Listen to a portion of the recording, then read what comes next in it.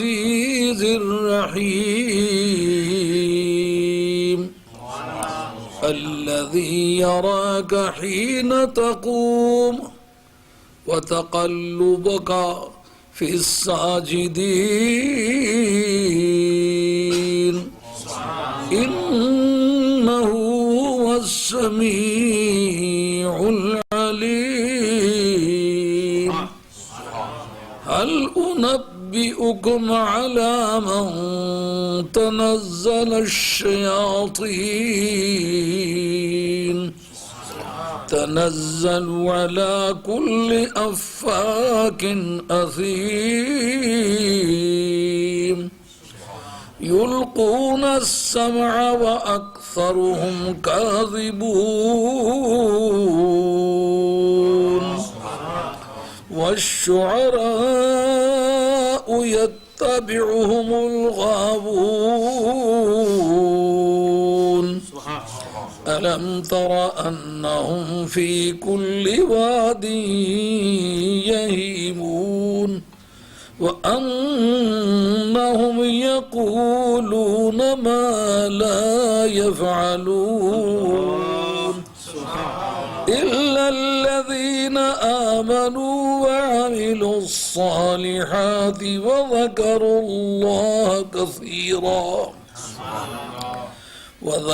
الله كثيرا وانتصروا من بعد ما ظلموا وسيعلم الذين ظلموا أي منقلب ينقلبون صدق الله مولانا العظيم وبلغنا رسوله النبي الكريم ونحن على ذلك من الشاهدين والشاكرين والحمد لله رب العالمين. حضرت حق جل وعلا شانہ وعز اسمہ وتم برہانہ ارشاد فرماتے ہیں وَأَنذِرْ عَشِيرَتَكَ الْأَقْرَبِينَ، آپ اپنے قریبی رشتہ داروں کو ڈرائیں. وَاخْفِضْ جَنَاحَكَ، آپ اپنے بازوؤں کو پروں کو جھکائیں. لِمَنِ اتَّبَعَكَ مِنَ الْمُؤْمِنِينَ، ان مومنین کے لیے جنہوں نے آپ کی پیروی کی ہے یا آپ کی پیروی کرتے ہیں. فَإِنْ عَصَوْكَ، اگر وہ آپ کی نافرمانی کریں تو فَقُلْ إِنِّي بَرِيءٌ مِّمَّا تَعْمَلُونَ، اگر وہ آپ کی نافرمانی کریں تو آپ یہ فرمائیں کہ جو کچھ تم کرتے ہو نا اس سے میں بیزار ہوں، یعنی تمہاری ذات سے بیزار نہیں ہوں، جو کچھ کرتے ہو نا اس سے بائیکاٹ کرتا ہوں، اس سے بیزار ہوں. وَتَوَكَّلْ عَلَى الْعَزِيزِ الرَّحِيمِ، اس خدا کی ذات پر بھروسہ کرو، معاملات اس کے سپرد کر دو کہ جو سب پر غالب ہے، سب سے زور والا ہے اور بہت کریم ہے، بہت مہربان ہے. الذی یراک حین تقوم، وہ رحیم پروردگار جو آپ کو دیکھتا ہے، ہر وقت آپ اس کی نظر میں ہوتے ہیں. حین تقوم، جس وقت آپ قیام فرماتے ہیں. قیام سے مراد تہجد کی نماز کے لیے اٹھتے ہیں، یا یہ کہ جس وقت آپ امامت فرماتے ہیں. بعد میں تفسیر میں عرض کرتا ہوں ان دونوں ترجموں کا مفاد کیا ہے. وَتَقَلُّبَكَ، تقلب میں نے گھومنا پھرنا. وَتَقَلُّبَكَ، اور آپ کا پھرنا فی الساجدین، سجدہ کرنے والوں میں. یعنی آپ اس خدائے عزیز و رحیم پر بھروسہ کریں جو آپ کو قیام کے وقت بھی دیکھتا ہے اور سجدہ کرنے والوں میں آپ کے انقلابات کو، آپ کے چلنے پھرنے کو، آپ کی سرگرمیوں کو، آپ کے اس روحانی دورے کو وہ دیکھتا ہے. بات میں عرض کرتا ہوں، انہو وہ السمیع العلیم، وہ ذات کردگار بہت اچھی طرح سننے والی ذات ہے اور بہت اچھی طرح سے جاننے والی ذات ہے۔ حل انبئکم علی من تنزل الشیاطین، کیا میں آپ کو بتاؤں، اصل میں یہ تتنزل ہے، قواعد عربیہ میں ایسی حالت میں سے دو تا میں سے ایک کو گرانا درست ہے۔ تنزل الملائکۃ والروح فیہا بإذن ربہم، اس کو کہتے ہیں باب تفاعل کا قاعدہ۔ باب تفاعل میں ایک تا زائدہ ہوتی ہے، جب مضارع کی تا پریزنٹ انڈیفینٹ ٹینس بنانے کے لیے تا لگتی ہے تو دو تائیں جمع ہو جاتی ہیں، ان میں سے ایک کو حذف کرنا درست ہے۔ تو تنزل الشیاطین اصل میں تتنزل الشیاطین ہے۔ کیا آپ کو بتاؤں کہ شیطان کس پر اترا کرتے ہیں؟ شیطان کس پر نازل ہوا کرتے ہیں؟ تنزل علی کل افاک اثیم، شیطانوں کی عادت ہے کہ شیطان ہر بے حد جھوٹے اور بے حد بدکار پر اترا کرتے ہیں۔ ان کو نمازیوں پہ اترنے کی عادت نہیں، ان کو آ کر اطلاع نہیں کرتے۔ یلقون السمع، انہوں نے جو کچھ آسمانی قدسیوں سے سنا ہوتا ہے نا وہ آ کے ان پہ ڈالتے ہیں، بیچ میں جھوٹ ووٹ ملا کے۔ وہ اکثرہم کاذبون، اور ان میں سے اکثر جھوٹے ہیں، یعنی اس میں 1% اگر کوئی سچائی ہے نا تو 99% اسے جھوٹ ملا کے آگے تقسیم کرتے ہیں۔ جیسا کہ ایک گھڑا پر دودھ میں 1 تولہ بھر پیشاب ملا دینے سے پیشاب ہی پیشاب ہو جاتا ہے، اس میں دودھ کا کوئی عنصر تسلیم کرنا مشکل ہوتا ہے۔ وَالشُّعَرَاءُ يَتَّبِعُهُمُ الْغَاوُونَ، شاعر لوگ جو ہیں ان کی پیروی تو وہ لوگ کرتے ہیں جو گمراہ ہیں۔ بعد بتاتا ہوں یہ کانٹیکسٹ کیا چل رہا ہے، کس سلسلے میں یہ سوال و جواب کی کارروائی، ایک ڈائلاگ ہے، ایک مکالمہ ہے جو چل رہا ہے۔ اب جو جوابی کارروائی ہے وہ تو مذکور ہے، جو سوال کا جو تسلسل ہے وہ مذکور نہیں ہے، وہ حدیث کے ذریعے سے میں ابھی آپ کو بتلاؤں۔ أَلَمْ تَرَ أَنَّهُمْ فِي كُلِّ وَادٍ يَهِيمُونَ، کیا آپ نے دیکھا نہیں کہ وہ ہر ایک وادی میں، ہر ایک ویلی میں، یعنی ہر ایک طرز سخن میں مارے مارے پھرتے ہیں، کبھی ایک جگہ منہ مارا کبھی دوسری جگہ منہ مارا، ان کا کوئی مستقل مضمون ہے ہی نہیں۔ اور یہ جس کو شاعر کہتے پھرتے ہو، اس کا تو ایک ٹارگٹ ہے، ہر بدی سے اس کی جنگ ہے، ہر نیکی کو بلند کرنا چاہتا ہے، ہر جھوٹے کو جھوٹا ثابت کرنا چاہتا ہے، ہر سچے کو سچا ثابت کرنا چاہتا ہے۔ اس کا تو مستقل موضوع ہے، شاعر کا تو کوئی مضمون ہی نہ ہوا۔ اور انہم یقولون ما لا یفعلون، اور شاعروں کی یہ بات بھی ہے کہ وہ کہتے کچھ ہیں کرتے کچھ ہیں۔ یہ کہ وہ کہتے ہیں جو وہ کرتے نہیں، ان کے عمل میں اور ان کے قول میں، ان کے قول و عمل میں، ان کے بول اور فعل میں تضاد ہے، کانٹرڈکشن ہے، کہتے اور ہیں کرتے اور ہیں۔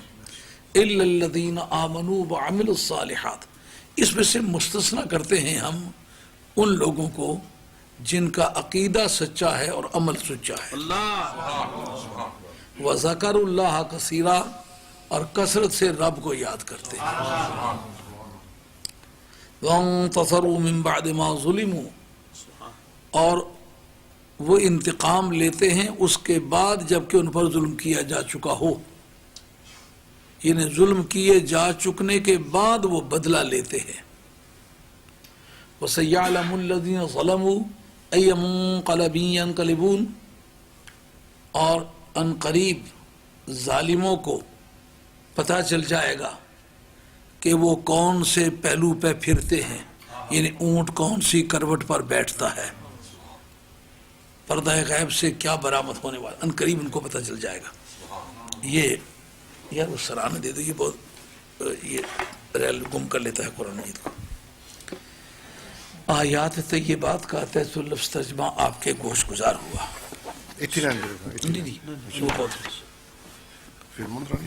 ترجمہ آپ کے گوش گزار ہوا جو میری حقیر سمجھ میں تھا. یہ تقریر سے یا جلسے سے مختلف قسم کی محفل ہوتی ہے. اس میں ایک کلوز کانٹیکٹ ہوتا ہے براہ راست وہ وحی الہی جو نبی کریم رؤوف الرحیم صلی اللہ تعالی علیہ وآلہ وسلم کی طرف بمع الفاظ اور معانی کے رب کی طرف سے آئی ہے. اس پر گفتگو ہوتی ہے. اس کے الفاظ بھی من جانب باری تعالیٰ ہیں اور معنی بھی من جانب باری تعالیٰ ہے. یوں سمجھیے کہ وحی الہی کی دو قسمیں ہیں، ایک ڈائریکٹ سپیچ میں ہے اور ایک انڈائریکٹ سپیچ میں ہے. ایک انہی الفاظ میں ہے کہ جن الفاظ میں وہ اتری ہے. الفاظ سے وہ مراد نہیں جو میں تلفظ زبان سے کرتا ہوں.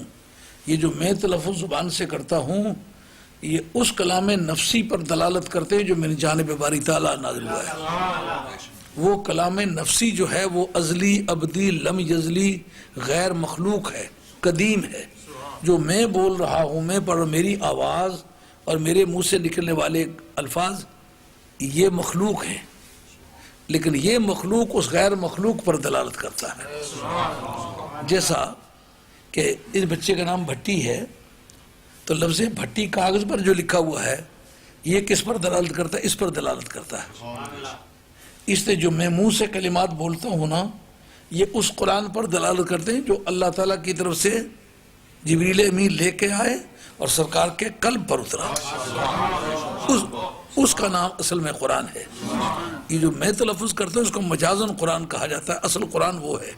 یہ میرے الفاظ جو ہیں یہ مخلوق ہیں اور وہ غیر مخلوق. اس کو کہتے ہیں کلام لفظی، اس کو کہتے ہیں کلام نفسی. یہ علم عقیدہ کا بڑا پیچیدہ سا مسئلہ ہے، کافی اس میں لوگ الجھے ہیں، لیکن آخر علماء نے یہ آسان لفظ اس کے لیے مہیا کیے ہیں.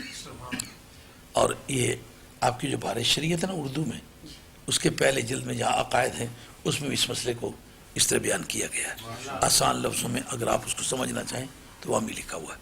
یہ اہل سنت کا مذہب ہے. اور دوسری وہی وہ ہے جو اللہ نے کہا معنی میرے ہیں، میں وہ تیرے لفظوں میں سننا چاہتا ہوں. الفاظ تو اس کا نام حدیث ہے. قرآن بھی وحی الہی ہے، حدیث بھی وحی الہی ہے. اسی لیے حدیث کا منکر بھی کافر ہے. حدیث کا حدیث ہونا ثابت ہو جائے، حدیث متواتر جس کو کہتے ہیں، یعنی اٹل طریقے سے پتہ چل جائے کہ سچ مجھ یہ سرکار کی زبان سے بات نکلی ہے، اس کا منکر ہو تو کافر ہے. تو وہی دونوں طرح کی وہی ہے. تو اس میں ایک کلوز کنٹیکٹ ہوتا ہے. جتنے بھی کلمہ پڑھنے والے اہل محبت لوگ ہیں، کبھی نہ کلمہ پڑھنے والے بھی شامل ہو جاتے ہیں، مگر مراد یہ ہوتی ہے کہ اس میں بے شک کوئی جذباتیت، کوئی ذوق شوق کی بات نہ بھی ہو تو وہ سولڈ مضمون جو رب کی طرف سے آیا ہے وہ کسی نہ کسی طریقے سے قوم کے دل اور دماغ میں پہنچ جائے. اس لیے آپ یہ توقع کر کے نہیں بیٹھیں گے کہ میں کوئی شعر پڑھوں گا، کوئی آواز سے کوئی بات کروں گا، بلکہ قرآن مجید کے اصل معانی پر گفتگو کروں گا.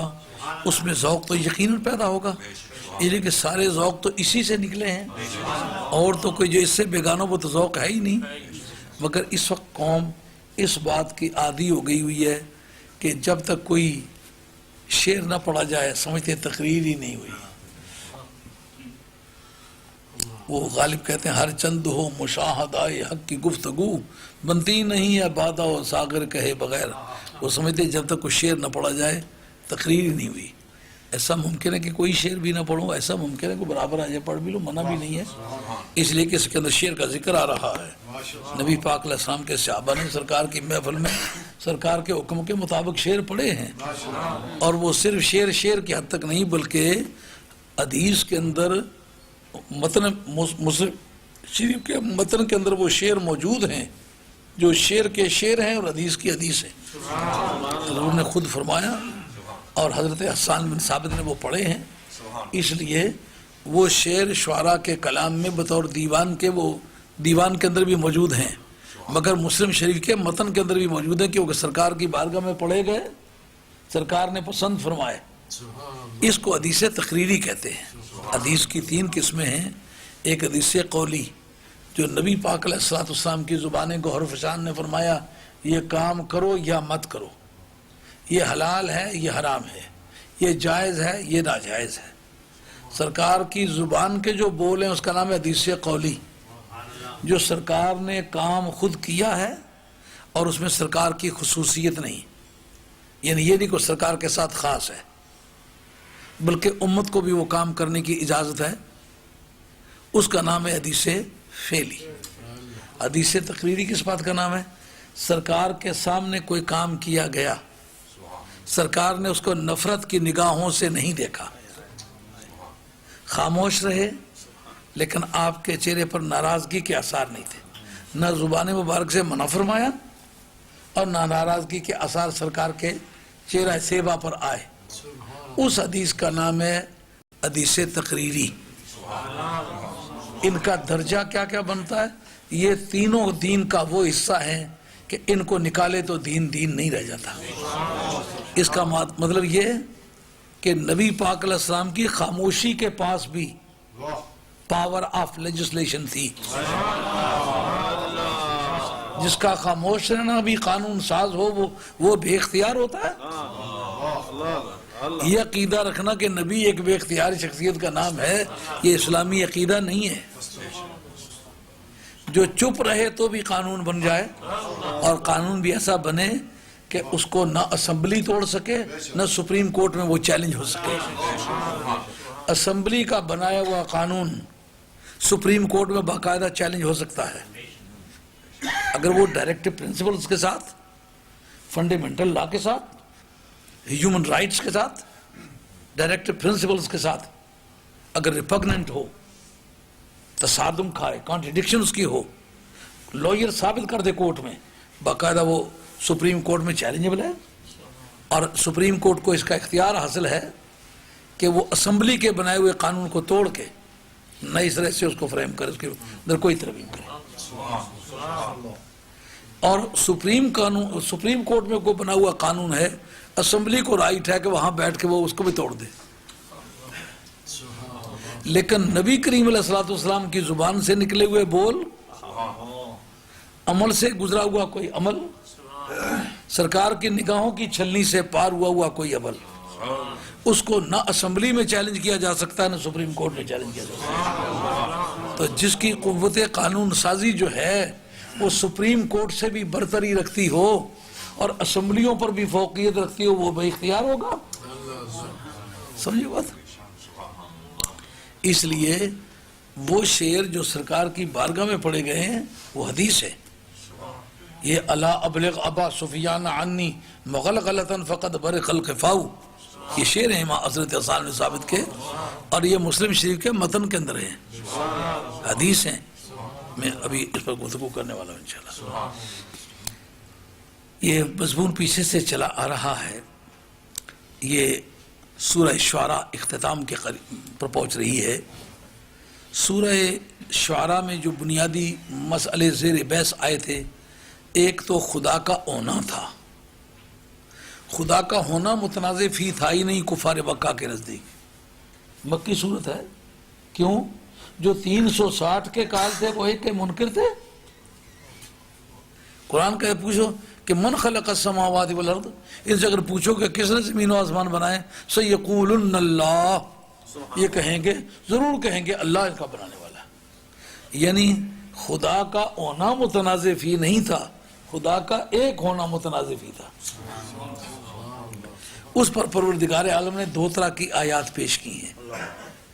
ایک آیات کونیہ، یعنی کائنات میں جو انقلاب کا ڈگر ہے، ایک ہی رفتار سے اگر دن اور رات میں ادلے بدلے ہوتے ہیں اور کبھی ان میں جھگڑا نہیں ہوا، معلوم ہوتا ہے 2 کا سسٹم نہیں اکیلے کا ہے۔ اگر 2 کا ہوتا تو ہزاروں نہیں لاکھوں برس گزر چکے ہیں، کبھی تو جھگڑا ہوا ہوتا، کبھی بھی جھگڑا نہیں ہوا۔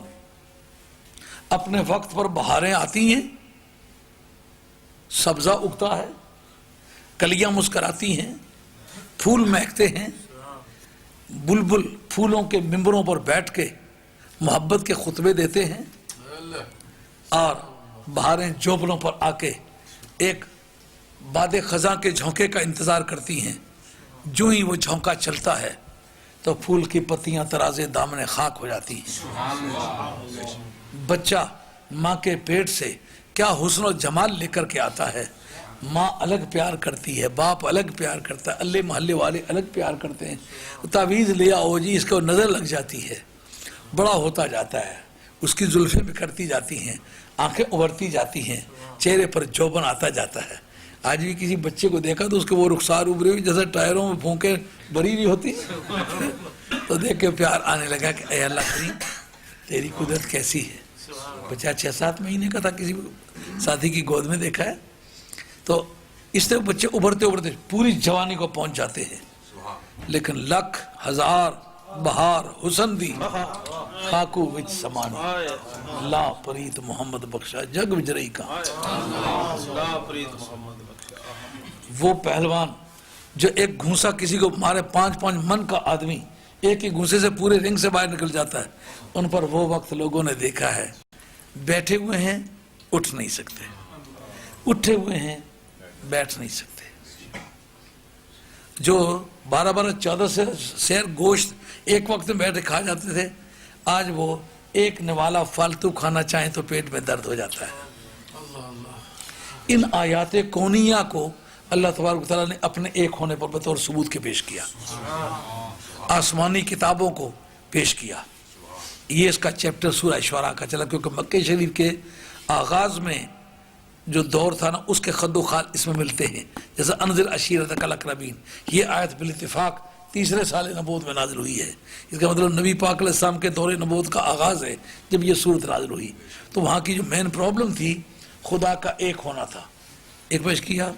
دوسرا یہ کہ جو کنسیپٹ آف اکاؤنٹیبلٹی ہے، بندہ مرے گا، اس کے بعد جلایا جائے گا، اس کے بعد اللہ کی بارگاہ میں پیش کیا جائے گا. جو کچھ اس کی پرسنل ہسٹری ہے، جو اس کی پرسنل شیٹ ہے، جو اس کی ذاتی فائل بنی ہوئی ہے، وہ اللہ کے حضور میں پیش ہوگی. اور ایک ایک ایکشن اور اومیشن کے بارے میں، کرنے اور چھوڑنے کے بارے میں اس سے پوچھا جائے گا. یہ ایک ایسا تصور ہے جب یہ یقین پختہ ہو جائے کہ میں اپنے مالک حقیقی کے سامنے پیش کیا جاؤں گا، اس وقت کسی بے کس راگیر پر بھی ہاتھ اٹھاتے ہوئے دل دھکڑ دھکڑ بجتا ہے کہ اس پر اس وقت میں ہاتھ اٹھا سکتا ہوں. جواب دینے کا وقت ہے تو کیا جواب دوں گا؟ بیوی ہے، بے کس ہے، کوئی والی وارث اس کا نہیں، اس کو 2 چانٹے مارنے کے بجائے 10 چانٹے مار لیتا ہے. لیکن اگر اس کو یہ یقین ہو کہ میں مالک کی بارگاہ میں پیش ہونے والا ہوں تو اب اس کا ہاتھ رکنے لگے گا. بیوی ہے، کوئی بدی کرنے لگی ہے، سمجھتے میرا خامد کون سا دیکھ رہا ہے، لیکن اس کو یہ یقین جب آ جائے کہ میں تو ابھی مالک کی بارگاہ میں پیش ہونے والی ہوں، مجھ سے تو پوچھے گا کہ تم نے یہ خیانت میری بارگاہ میں بھی خیانت کی ہے، خامد کے بارے میں بھی خیانت کی ہے، کیا جواب دوں گا؟ تو قیامت کا یقین ایک ایسا پہلا اور بنیادی مسئلہ تھا کہ پیغمبر کی شان کے لائق یہ بات تھی کہ قوم کے دل اور دماغ میں اس مسئلے کو اچھی طرح جما دے تاکہ رات کی تنہائیوں میں آدمی کا ہاتھ عمل بد سے رک سکے. کسی کی غیر حاضری میں اس کے بارے میں جھوٹی بات کرنے لگے، زبان اس کی رک جائے. رشوت لینے لگے، اکیلے میں کوئی رشوت دیتا ہے، کوئی سامنے نہیں ہے، لیکن وہ سمجھتا ہے جس نے مجھ سے پوچھنا اس سے تو کوئی چیز پنہا ہے ہی نہیں، اس سے تو کوئی مخفی چیز ہے ہی نہیں. اس اکاؤنٹیبلٹی کا قیامت کے میدان میں، یعنی دنیا میں سے جا کے مرنے کا تو سب کو یقین تھا، لیکن مرنے کے بعد اٹھائے جانے کا اور پوچھے جانے کا، سزا اور جزا ہونے کا یقین اہل مکہ کو نہیں تھا. اب ان کو یہ یقین دلانے کے لیے وہ چیپٹر چھیڑے گئے. کون سے؟ حضرت ابراہیم علیہ السلام کا قصہ، نوح علیہ السلام کا قصہ، ہود علیہ السلام کا قصہ، لوط علیہ السلام کا قصہ، صالح علیہ السلام کا قصہ، موسیٰ علیہ السلام کا قصہ. یہ اس صورت کے بنیادی جو لیکچر تھے، خطبے تھے، وہ یہ تھے. اس سے کیا مراد تھی؟ سرکار کو تو وہ نبی نہیں مانتے تھے، لیکن یہ جن کا ذکر کیا ہے ان کو وہ نبی بھی مانتے تھے. مہربانی کر کے اس کو بند کرو. اور بھی کسی کے پاس اگر کھلا ہوا ہے نا تو تھوڑی دیر کے لیے لگام دے دو اسے. بڑی اذیت ہوتی ہے اس سے. یعنی انسان کے منہ کی بات اگر قبول نہیں کی جاتی تو پھر یہ ٹیلی فون کس نے قبول کیے جاتے ہیں؟ دھیان سے بات سنو. اب میں بھی ایک چراغ سحر ہوں. زندگی کی وہ لمبی سی رات گزر چکی ہے، اب صبح ہونے والی ہے. نہ جانے کس وقت اس چراغ کو بھی بجھا دیا جائے گا.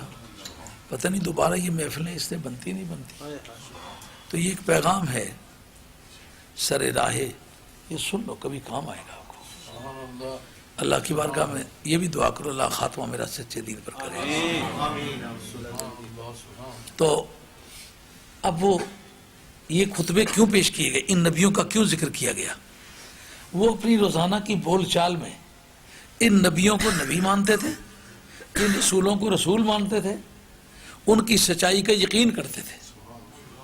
اب کفار مکہ کا سرکار کے خلاف جو بیان تھا وہ یہ تھا تو ہمارے جیسا آدمی ہے، رسول کیسے ہو سکتا ہے، نبی کیسے ہو سکتا ہے. ان نبیوں کے اور رسولوں کے قصے انہیں سنائے جن کو وہ رسول مان چکے تھے. یہ ایک آرگیومنٹیٹو وے ہے، ایک فن مناظرہ جدلیات کا یہ چیپٹر ہے. یعنی کوئی بات آپ نے جو مانی ہوئی ہے اگر میرے پرپز کو وہ سرو کرتی ہے، میرے مقصد کو وہ سپورٹ کرتی ہے تو بے شک میں اسے مانوں یا نہ مانوں آپ کے خلاف پیش کر سکتا ہوں. یہ لیکن آپ نے تو مانی ہوئی ہے نا. اب سرکار دو عالم علیہ السلام نے ان نبیوں اور ان رسولوں کے قصے چھیڑے جن کو انہوں نے اپنے طور پر نبی اور رسول مانا ہوا تھا. کہا کہ جس طرح تم مجھے کہتے ہو ہمارے جیسا تو بشر ہے، اسی طرح ان نبیوں اور رسولوں کو جن کو تم نے رسول مانا ہوا ہے ان کو تمہاری طرح کی بولی بولنے والے کفار نے یہ کہا تھا کہ تو ہمارے جیسا ہی بشر ہے. اگر یہ کوئی خوبصورت بات ہوتی، کوئی صحت مند بات ہوتی، کوئی کام کے اور ٹھکانے کی بات ہوتی، ان کو پروردگار عالم اپنی رحمتوں سے نوازتا، ان پر اللہ تبارک و تعالیٰ کی بے پایاں رحمتیں ہوتی. اگر ان پر پتھروں کی بارش ہوئی ہے، ان پر آندھیاں چلی ہیں، ان کو چنگاڑوں نے ان کے سینے پھاڑ دیے ہیں، ان پر سیلاب اور فلڈ آئے ہیں، ان کا خاتمہ ہو گیا ہے، ان کے تختے زمین سے اٹھا کے آسمان کے قریب لے جا کے زمین پر الٹا انہیں پھینک دیا گیا، اوپر سے پتھروں کی بارش ہو کے ان کی ہڈیوں کے ذرے بھی جو ہے بکھیر دیے گئے ہیں. اچھی کوئی بات کرتا ہے تو انعام ملتا ہے، بری بات کرتا ہے تو سزا ملتی ہے. یہ جو تم بولی بولتے یہی بولی انہوں نے بولی تھی. اگر یہ بولی صحت مند ہوتی تو ان پر پروردگار کے انعامات ہوتے. پروردگار کے انعامات ہونے کے بجائے پروردگار کی طرف سے انہیں سزا ہوئی ہے. معلوم ہوا یہ بولی کوئی صحت مند اور کارآمد بولی نہیں ہے. اگر تم آج یہ مانتے ہو وہ جو جن کا ذکر میں نے کیا ہے وہ پیغمبر تھے اور ان کے منکر کافر تھے، تو اب تم دیکھ لو وہ پیغمبروں والی بولی کون بولتا ہے، وہ میں بولتا ہوں. کافروں والی بولی کون بولتا ہے، وہ تم بولتے ہو. اب نتیجہ کیا ہے؟ میرا انجام وہ ہوگا جو پہلے پیغمبروں کا ہوا ہے، تمہارا انجام وہ ہوگا جو پہلے کافروں کا ہوا. یہ بنیادی طور پر بحث چلی آ رہی ہے. اب وہ اختتام پذیر ہوتی ہے اس جگہ آ کر کے کہا یہ جو آخری خطبہ ہے نا یہ شروع ہوتا ہے اس سے وَإِنَّهُ لَتَنزِيلُ رَبِّ الْعَالَمِينَ. یہ قرآن مجید جو ہے یہ رب العالمین جو عالمین کا پالنے والا ہے نا اس کی طرف سے نازل ہوا ہے. پتہ ہے کیا یہ جوڑ بنتا ہے؟ قرآن مجید کا جو ربط ہے نا اس کا کانٹیکسٹ، سیاق اور سباق کا جاننا، یہ ایک ایسی بات ہے کہ جس کو جانا جائے تو تفسیر زندہ ہے، اور اگر اس کو جانا نہ جائے تو پھر تفسیر کے بارے میں آپ کو معلومات نہیں ہے. یہ جب سارے بحثیں ختم ہوئی تو آخری جو خطبہ ہے اس میں کہنا انہو لتنزیل رب العالمین. یہ قرآن مجید جو ہے یہ سارے جہانوں کے پالنے والے کی طرف سے نازل کیا گیا ہے. کیا مطلب نکلتا ہے؟ یعنی یہ جو مٹی کا ڈھانچہ ہے اس کی جو نگہداشت کرتا ہے نا یہ تو اعلیٰ کار ہے نا، ریزیڈنس ہے نا. وہ جیسا کہ لکھا تھا ڈاکٹر لین بیٹر نے کہ you are not your bodies. Bodies are mere, but you inhabit your bodies. Bodies are mere shells which we cast aside like a suit of clothing. تم تمہارے اجسام نہیں ہو، یہ تمہارے ڈیرے ہیں. اصل شے تو وہ ہے جو اس کے اندر رہتی ہے.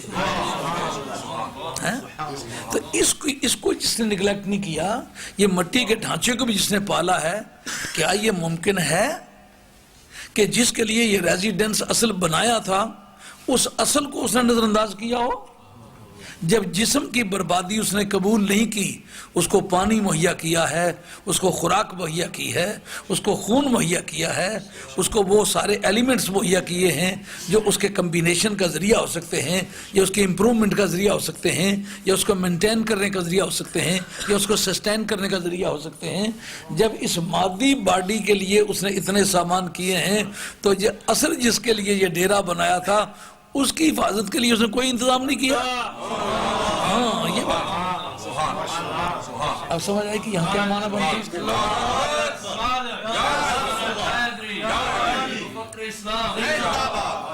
اب غالباً یہ بات سمجھ آنے لگی ہوگی کہ انہو لتنزیل رب العالمین کے کیا معنی ہے؟ وہ عالمین کا پالنے والا ہے، جو عالمین کے پالنے کے لیے اتنے بندوبست کیے ہیں. اصل میں جس کے لیے یہ سارا پالنے کا سسٹم بنایا تھا اس کے لیے کوئی بندوبست نہیں کیے ہوں گے، اس کی پرورش کا یہ بندوبست ہے. اس میں کہا محبوب اب ایک حد تک یہ بات واضح ہو گئی کہ مرنا بھی ہے، دوبارہ جینا بھی، کیونکہ یہ سارے نبیوں کا آواز یہ تسلیم کرتے ہیں. تو جو بات انہوں نے مانی ہوئی ہے، جن کو پیغمبر ان کو تو جھوٹا آپ کہہ نہیں سکتے، کیونکہ انہوں نے اپنے شعروں میں، شعر و شاعری میں، روزانہ کے خطبوں میں، روزانہ کے لیکچروں میں یہ بات پہلے خود کہی ہوئی ہے، اس لیے اس کا تو انکار کر نہیں سکتے. تو جب انکار کر نہیں سکتے تو یہ ان کے اپنے واضحوں میں موجود ہے. اس طرح مرنا ہے، اس طرح دوبارہ جینا ہے، اس طرح خدا کی بارگاہ میں پیش ہونا، اس طرح حساب ہونا. اب یہ بات اگر خواہ مانے یا نہ مانے لیکن علم میں ان کے آ گئی ہے.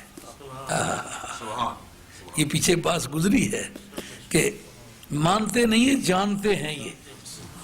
یہ اسی چیپٹر میں پچھلے خطبے میں گزر چکا ہے. مانتے یہ نہیں ہیں، جانتے یہ ہیں. کیا مطلب نکلا؟ جاننے والے کو عالم کہتے ہیں نا،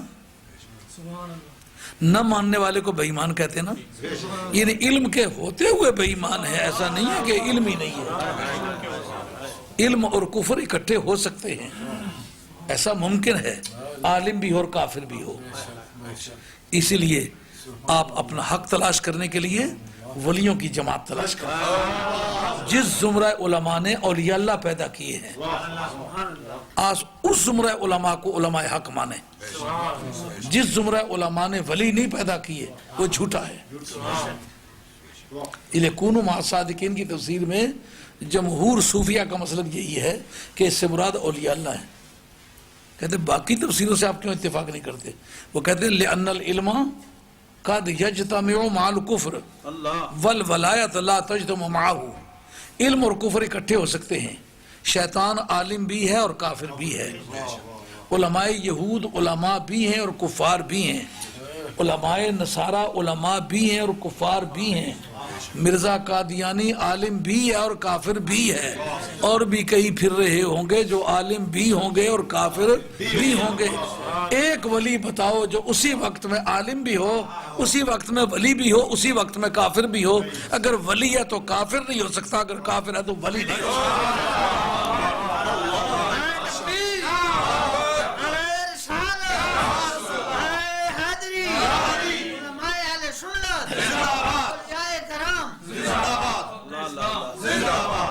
اس لیے خوش نصیب ہو مسلمانوں، سنیوں.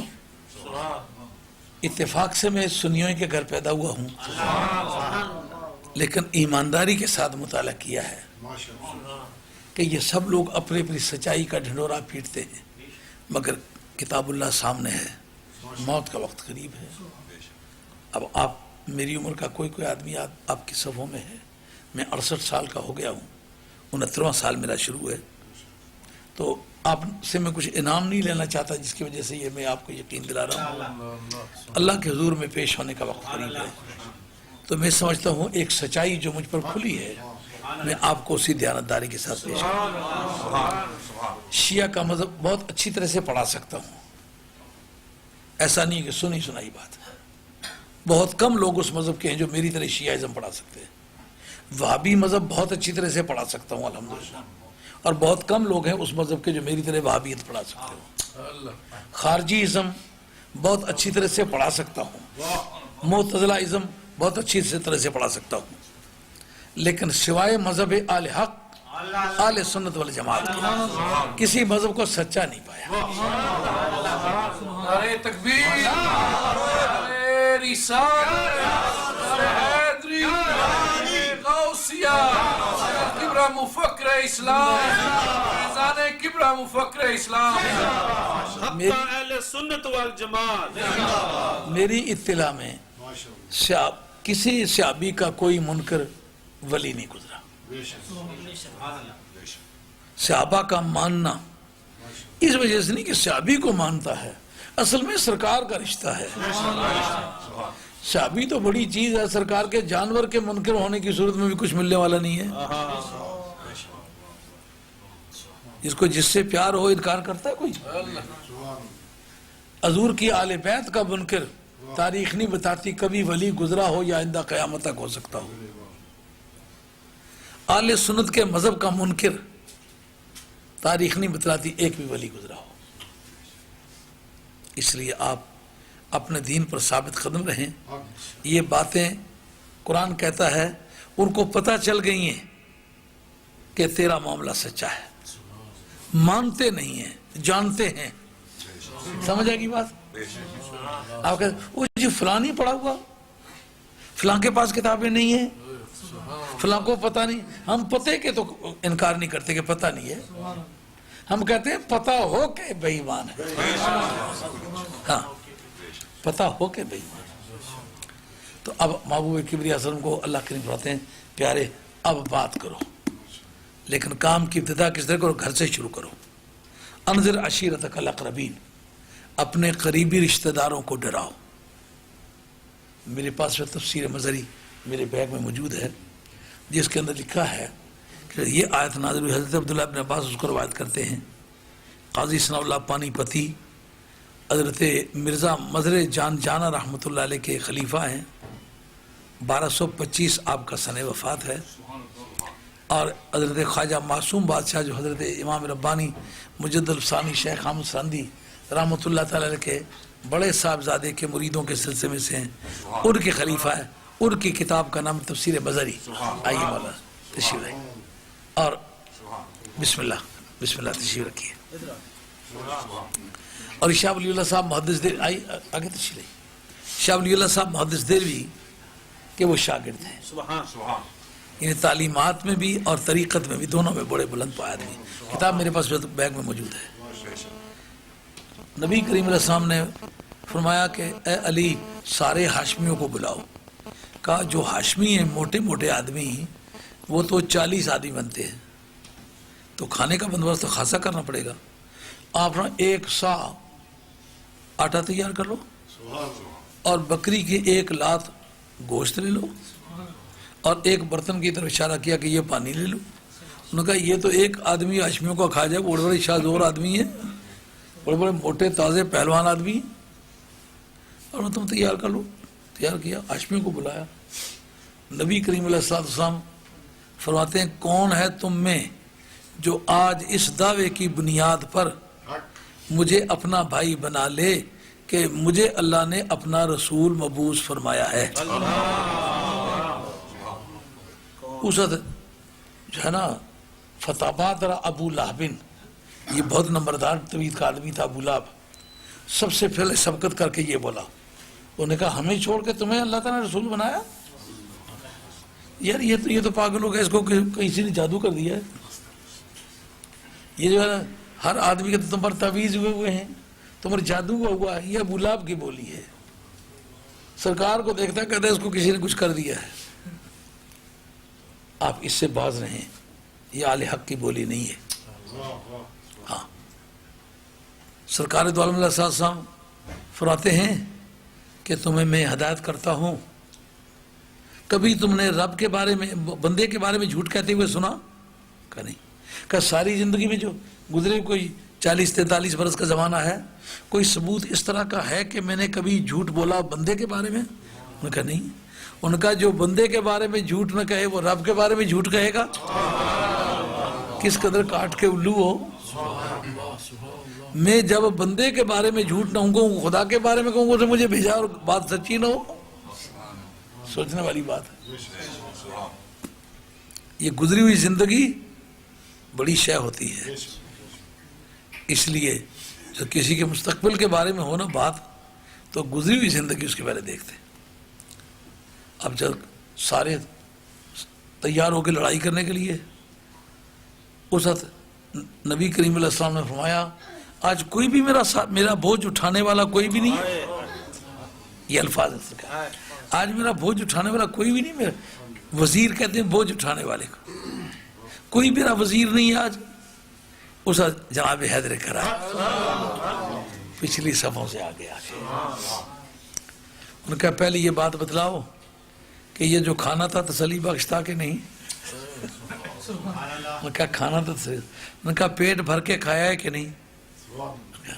ان کا اللہ کو حاضر جان کے کہتا ہوں بکری کی ایک لات تھی، ایک سا بھر آٹا تھا اور ایک پیالہ یہ سامنے پانی کا ہے، یہ 40 آدمی کو پورا ہو سکتا ہے، سب کھا چکے، سامان دیکھو پڑا ہوا ہے،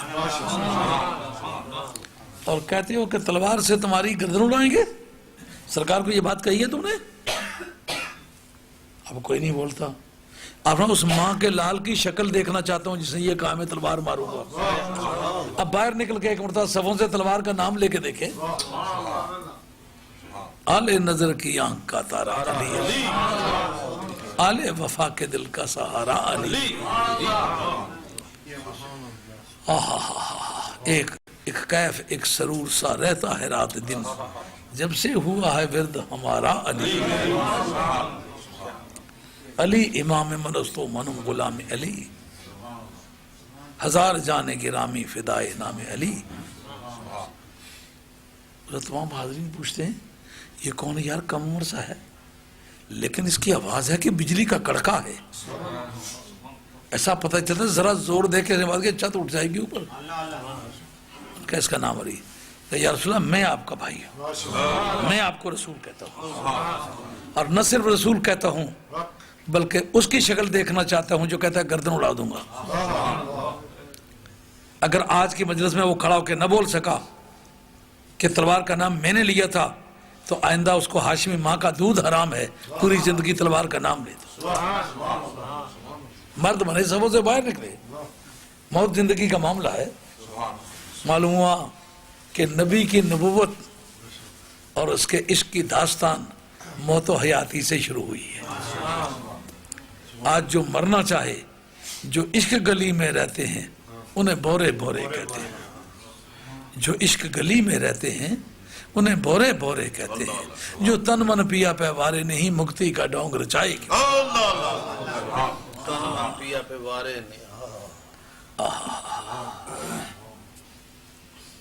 اب جناب علی کا نام نکل گیا، گلی کوچوں میں شور ہونے لگا، اس نے ہاشمیوں کو للکارا، بڑے بڑے سور میں سامنے ہی نہ آ سکے، بات ہی نہ کر سکے، نقش بر دیوار ہو کے رہ گئے، اس طرح کانپنے لگے جیسا درخت پر پتے کانپتے ہیں۔ یار یہ کوئی عجیب آدمی ہے، اس طرح کا جلال، اس طرح کا روب، اس طرح کا غلبہ، اس طرح کی ذہنی بالادستی کا آدمی عرب کی تاریخ میں پہلے پیدا نہیں ہوا۔ اچھا، اس موقع پر سرکار نے فرمایا یاد رکھو یہ میرا وزیر ہے، یہ میرا وسیع ہے۔ یہ تفسیر مظہری کے اندر ہے، حضرت امام طبری آپ کی تفسیر طبری اس کے اندر موجود ہے۔ یہ میرا وزیر ہے، میرا وسیع ہے، اور تم میں میرا خلیفہ ہے۔ میری جا بجا میری پاور کو یہ ایکسرسائز کرے گا۔ اس سے معلوم ہوا کہ فقیریاں ان کو ملتی ہیں جو جان ہتھیلیوں پہ رکھتے ہیں۔ اس لیے ہمارے سلسلہ تعلیمات میں ہمارے بزرگ جو بنوٹ کا ایکسپرٹ نہیں ہوتا تھا اس کو خلافت نہیں دیا کرتے تھے، جس کو گتکا کہتے ہیں نا، اس کو اردو میں بنوٹ کہتے ہیں. فینسنگ جس کو انگریزی میں کہتے ہیں، فینسنگ. ڈکشنری میں دیکھو نا، اس طرح دو لاٹھیوں والے ایک دوسرے پر لاٹھی مار رہے ہیں، فینسنگ لکھا ہوا ہے، وہ گتکا ہے. اسی کا نام اس اردو میں بنوٹ ہے. یہ جناب حیدر کرار کا فن ہے. اور آپ اپنے علاقے میں ایک قوم ہے، ایک قبیلہ ہے جس کو بھکاریوں کے نام سے جانتے، وہ اصل میں بھکاری نہیں ہے. جن کو بازیگر کہتے ہو نا، یہ بڑی معظم قوم ہے.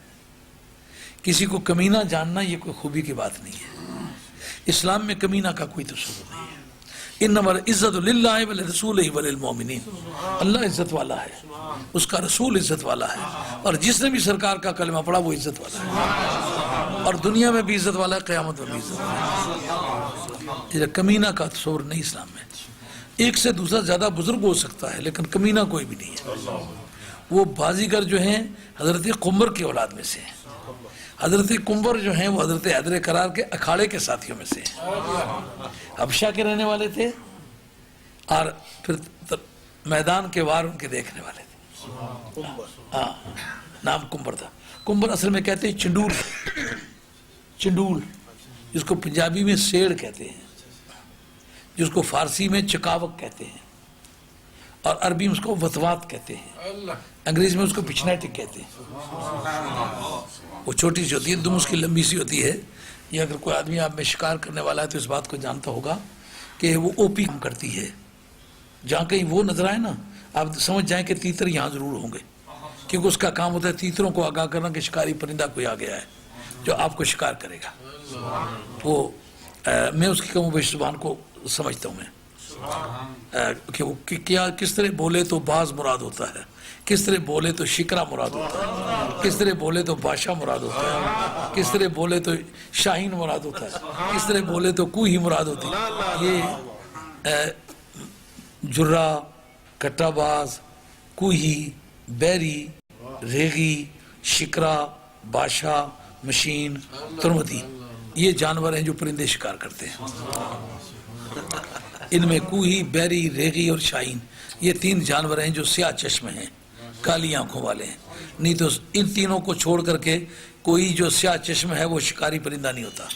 ان کے آنکھوں میں ایک پیلے رنگ کا ڈورا ہوتا ہے، اس کو شکاری اپنی بول چال میں کہتے ہیں زرد چشم. زرد چشم علامت ہے شکاری پرندے کی. اگر آپ نے کوئی پرندہ کبھی زندگی میں نہیں دیکھا، زرد چشم آپ نے کوئی پرندہ پکڑ لیا ہے تو آپ سمجھ جائیں کہ یہ شکاری ہے، اس کو ستایا جا سکتا ہے. تو اس کا نام قمبر تھا، حضرت حیدر کرار کا اکھاڑے کا ساتھی تھا. تو ان کا نام تھا قمبر قلاب. قلاب کا ترجمہ ہے بازیگر. یہی وجہ ہے کہ آپ دنیا بھر کا کوئی بازیگر دیکھ لیں، آپ اس کو سید کے خلاف کوئی منافقت سکھائیں، وہ مر جائے گا سید کے خلاف بات نہیں کرے، کیونکہ وہ جانتے ہیں. اور ان کا حضرت قمبر کا مزار جو ہے یہ شام کے علاقے میں ہمس اس جگہ کا نام ہے. ہمس اس جگہ میں آپ کا مزار ہے. میں نے اس کے وہ کافی ریسرچ کیا. کسی زمانے میں بازیگروں کو پکڑ پکڑ کے میں نے پڑھایا ہے. اس میں کافی سارے ساتھی اس وقت اچھے اچھے افسر ہیں، وہ بھیک مانگتے تھے. ان میں ایک بوجو نامی تھا، اس کو بھی پڑھایا تھا میں نے. تو وہ ڈبل ایم اے اس وقت اس نے کیا تھا، اس کی بیٹی میں اس سے ڈبل ایم اے کر کے نا. تو یہ وہ بازیگر قوم ہے، اور وہ بنوٹ کے وہ استاد تھے. یہ لوگ لاٹھی بازی کے بڑے بہادر تھے. حضرت حیدر کرار جو ہیں اس فن کے امام تھے، اور بتایا کہ پیری فقیری یہ غازیوں کا اکھاڑا ہے، یہ موذیوں کا اکھاڑا نہیں.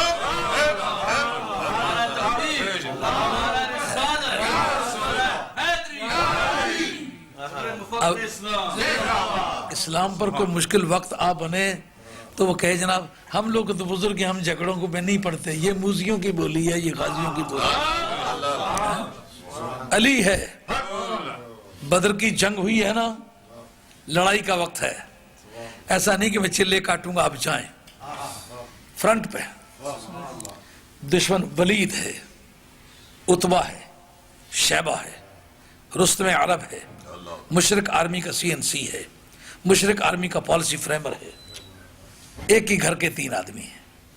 ایک ہندا کا باپ ہے، یزید کی دادی صاحبہ جو ہیں اس کا باپ ہے، ایک سگا بھائی ہے، ایک تایا ہے، تینوں میدان میں کھڑے للکار رہے ہیں۔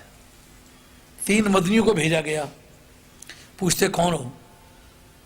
چہرے سے پہچان جاتے مگر ذرا وہ ہیلمٹ پہنا ہوا ہے، لوہے کی ٹوپی پہنی ہوئی ہے، پہچانا نہیں جا سکتا، کون ہو بھائی؟ ان کا ہم مدینہ طیبہ کے رہنے والے ہیں۔ ان کا ہم ایسے جنگلیوں سے لڑنا نہیں چاہتے، اس کے ساتھ ہمیں لڑاؤ جو کسی سے پہلے بھی لڑاؤ۔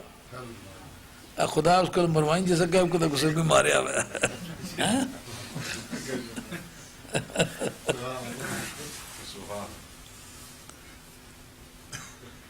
خدا معافی تھا۔ اب جب وہ تینوں واپس گئے، جی وہ ہم سے نہیں لڑنا چاہتے، وہ کہتے ہیں کو ہاشمی میں سے بھیجو ہمارے مقابلے کے لیے، ٹکر کا آدمی ہو، ہم بنو امیہ میں سے ہیں، بنو ہاشم میں سے بھیجو ہمارے مقابلے کے لیے۔ آپ نے اس نے کر کے دیکھا کہ اے نا علی ہے جس نے آدم علیہ السلام سے ولایت بانٹنی شروع کی ہے، اور صبح قیامت تک ولی جو بھی بنے گا حضرت غوث کی بارگاہ سے اس کو فیضان جاری ہوگا، لیکن اس کا ابتدائی فنڈ لوکیٹ ہوگا حضرت حیدر کرار کی بارگاہ سے، خواہ وہ قادری ہے، خواہ وہ چشتی ہے، خواہ وہ نقشبندی ہے، خواہ وہ سروردی ہے، مرکز ولایت مولا مرتضیٰ کی ذات سے۔ اس کو اسماعیل دہلوی نے بھی صراط مستقیم کے اندر بھی لکھا ہے۔ اس کو امام ربانی مجد رسانی شیخ حمد رندی نے 1626 صفحے پر لیٹر نمبر 123 ہے، آخری لیٹر ہے آپ کا، اس کے اندر لکھا ہے حضرت امام ربانی رحمۃ اللہ۔ قاضی صلی اللہ صاحب پانی پتی نے تفسیر مظہری کے اندر جو جلد نمبر 2 میں صفحہ نمبر 120 اور 21 میں اس آیت کے تحت کنتم خیر امت اخرجت للناس، اس کے تحت لکھا ہے کہ اولاد آدم میں ولایت جس نے بانٹی ہے وہ علی ہے، اس کے بعد پھر اس کی اولاد نے بانٹی ہے، اس کے بعد حضرت غوث پاک اس عہدے پر فائز ہیں، قیامت تک جس کو ولی بنائے گا غوث پاک بنائے گا، غوث پاک نہیں بنائے گا تو ولایت نہیں ملے گی۔ حضرت بہاؤالدین زکریا ملتانی سرکار بغداد رضی اللہ عنہ کی بارگاہ میں کسی چیز کے دم مار بیٹھے نا تو ولایت سلب ہو گئی، جا کے فریاد کی اپنے مرشد کی بارگاہ میں، شیخ شہاب الدین سروردی کی بارگاہ میں، ان کا غوث پاک کی بارگاہ میں شیخ شہاب الدین سروردی آنکھ نہ جھپکے، جاؤ غوث پاک کی سے معافی مانگو، مجھ سے معافی نہیں ملنے والی۔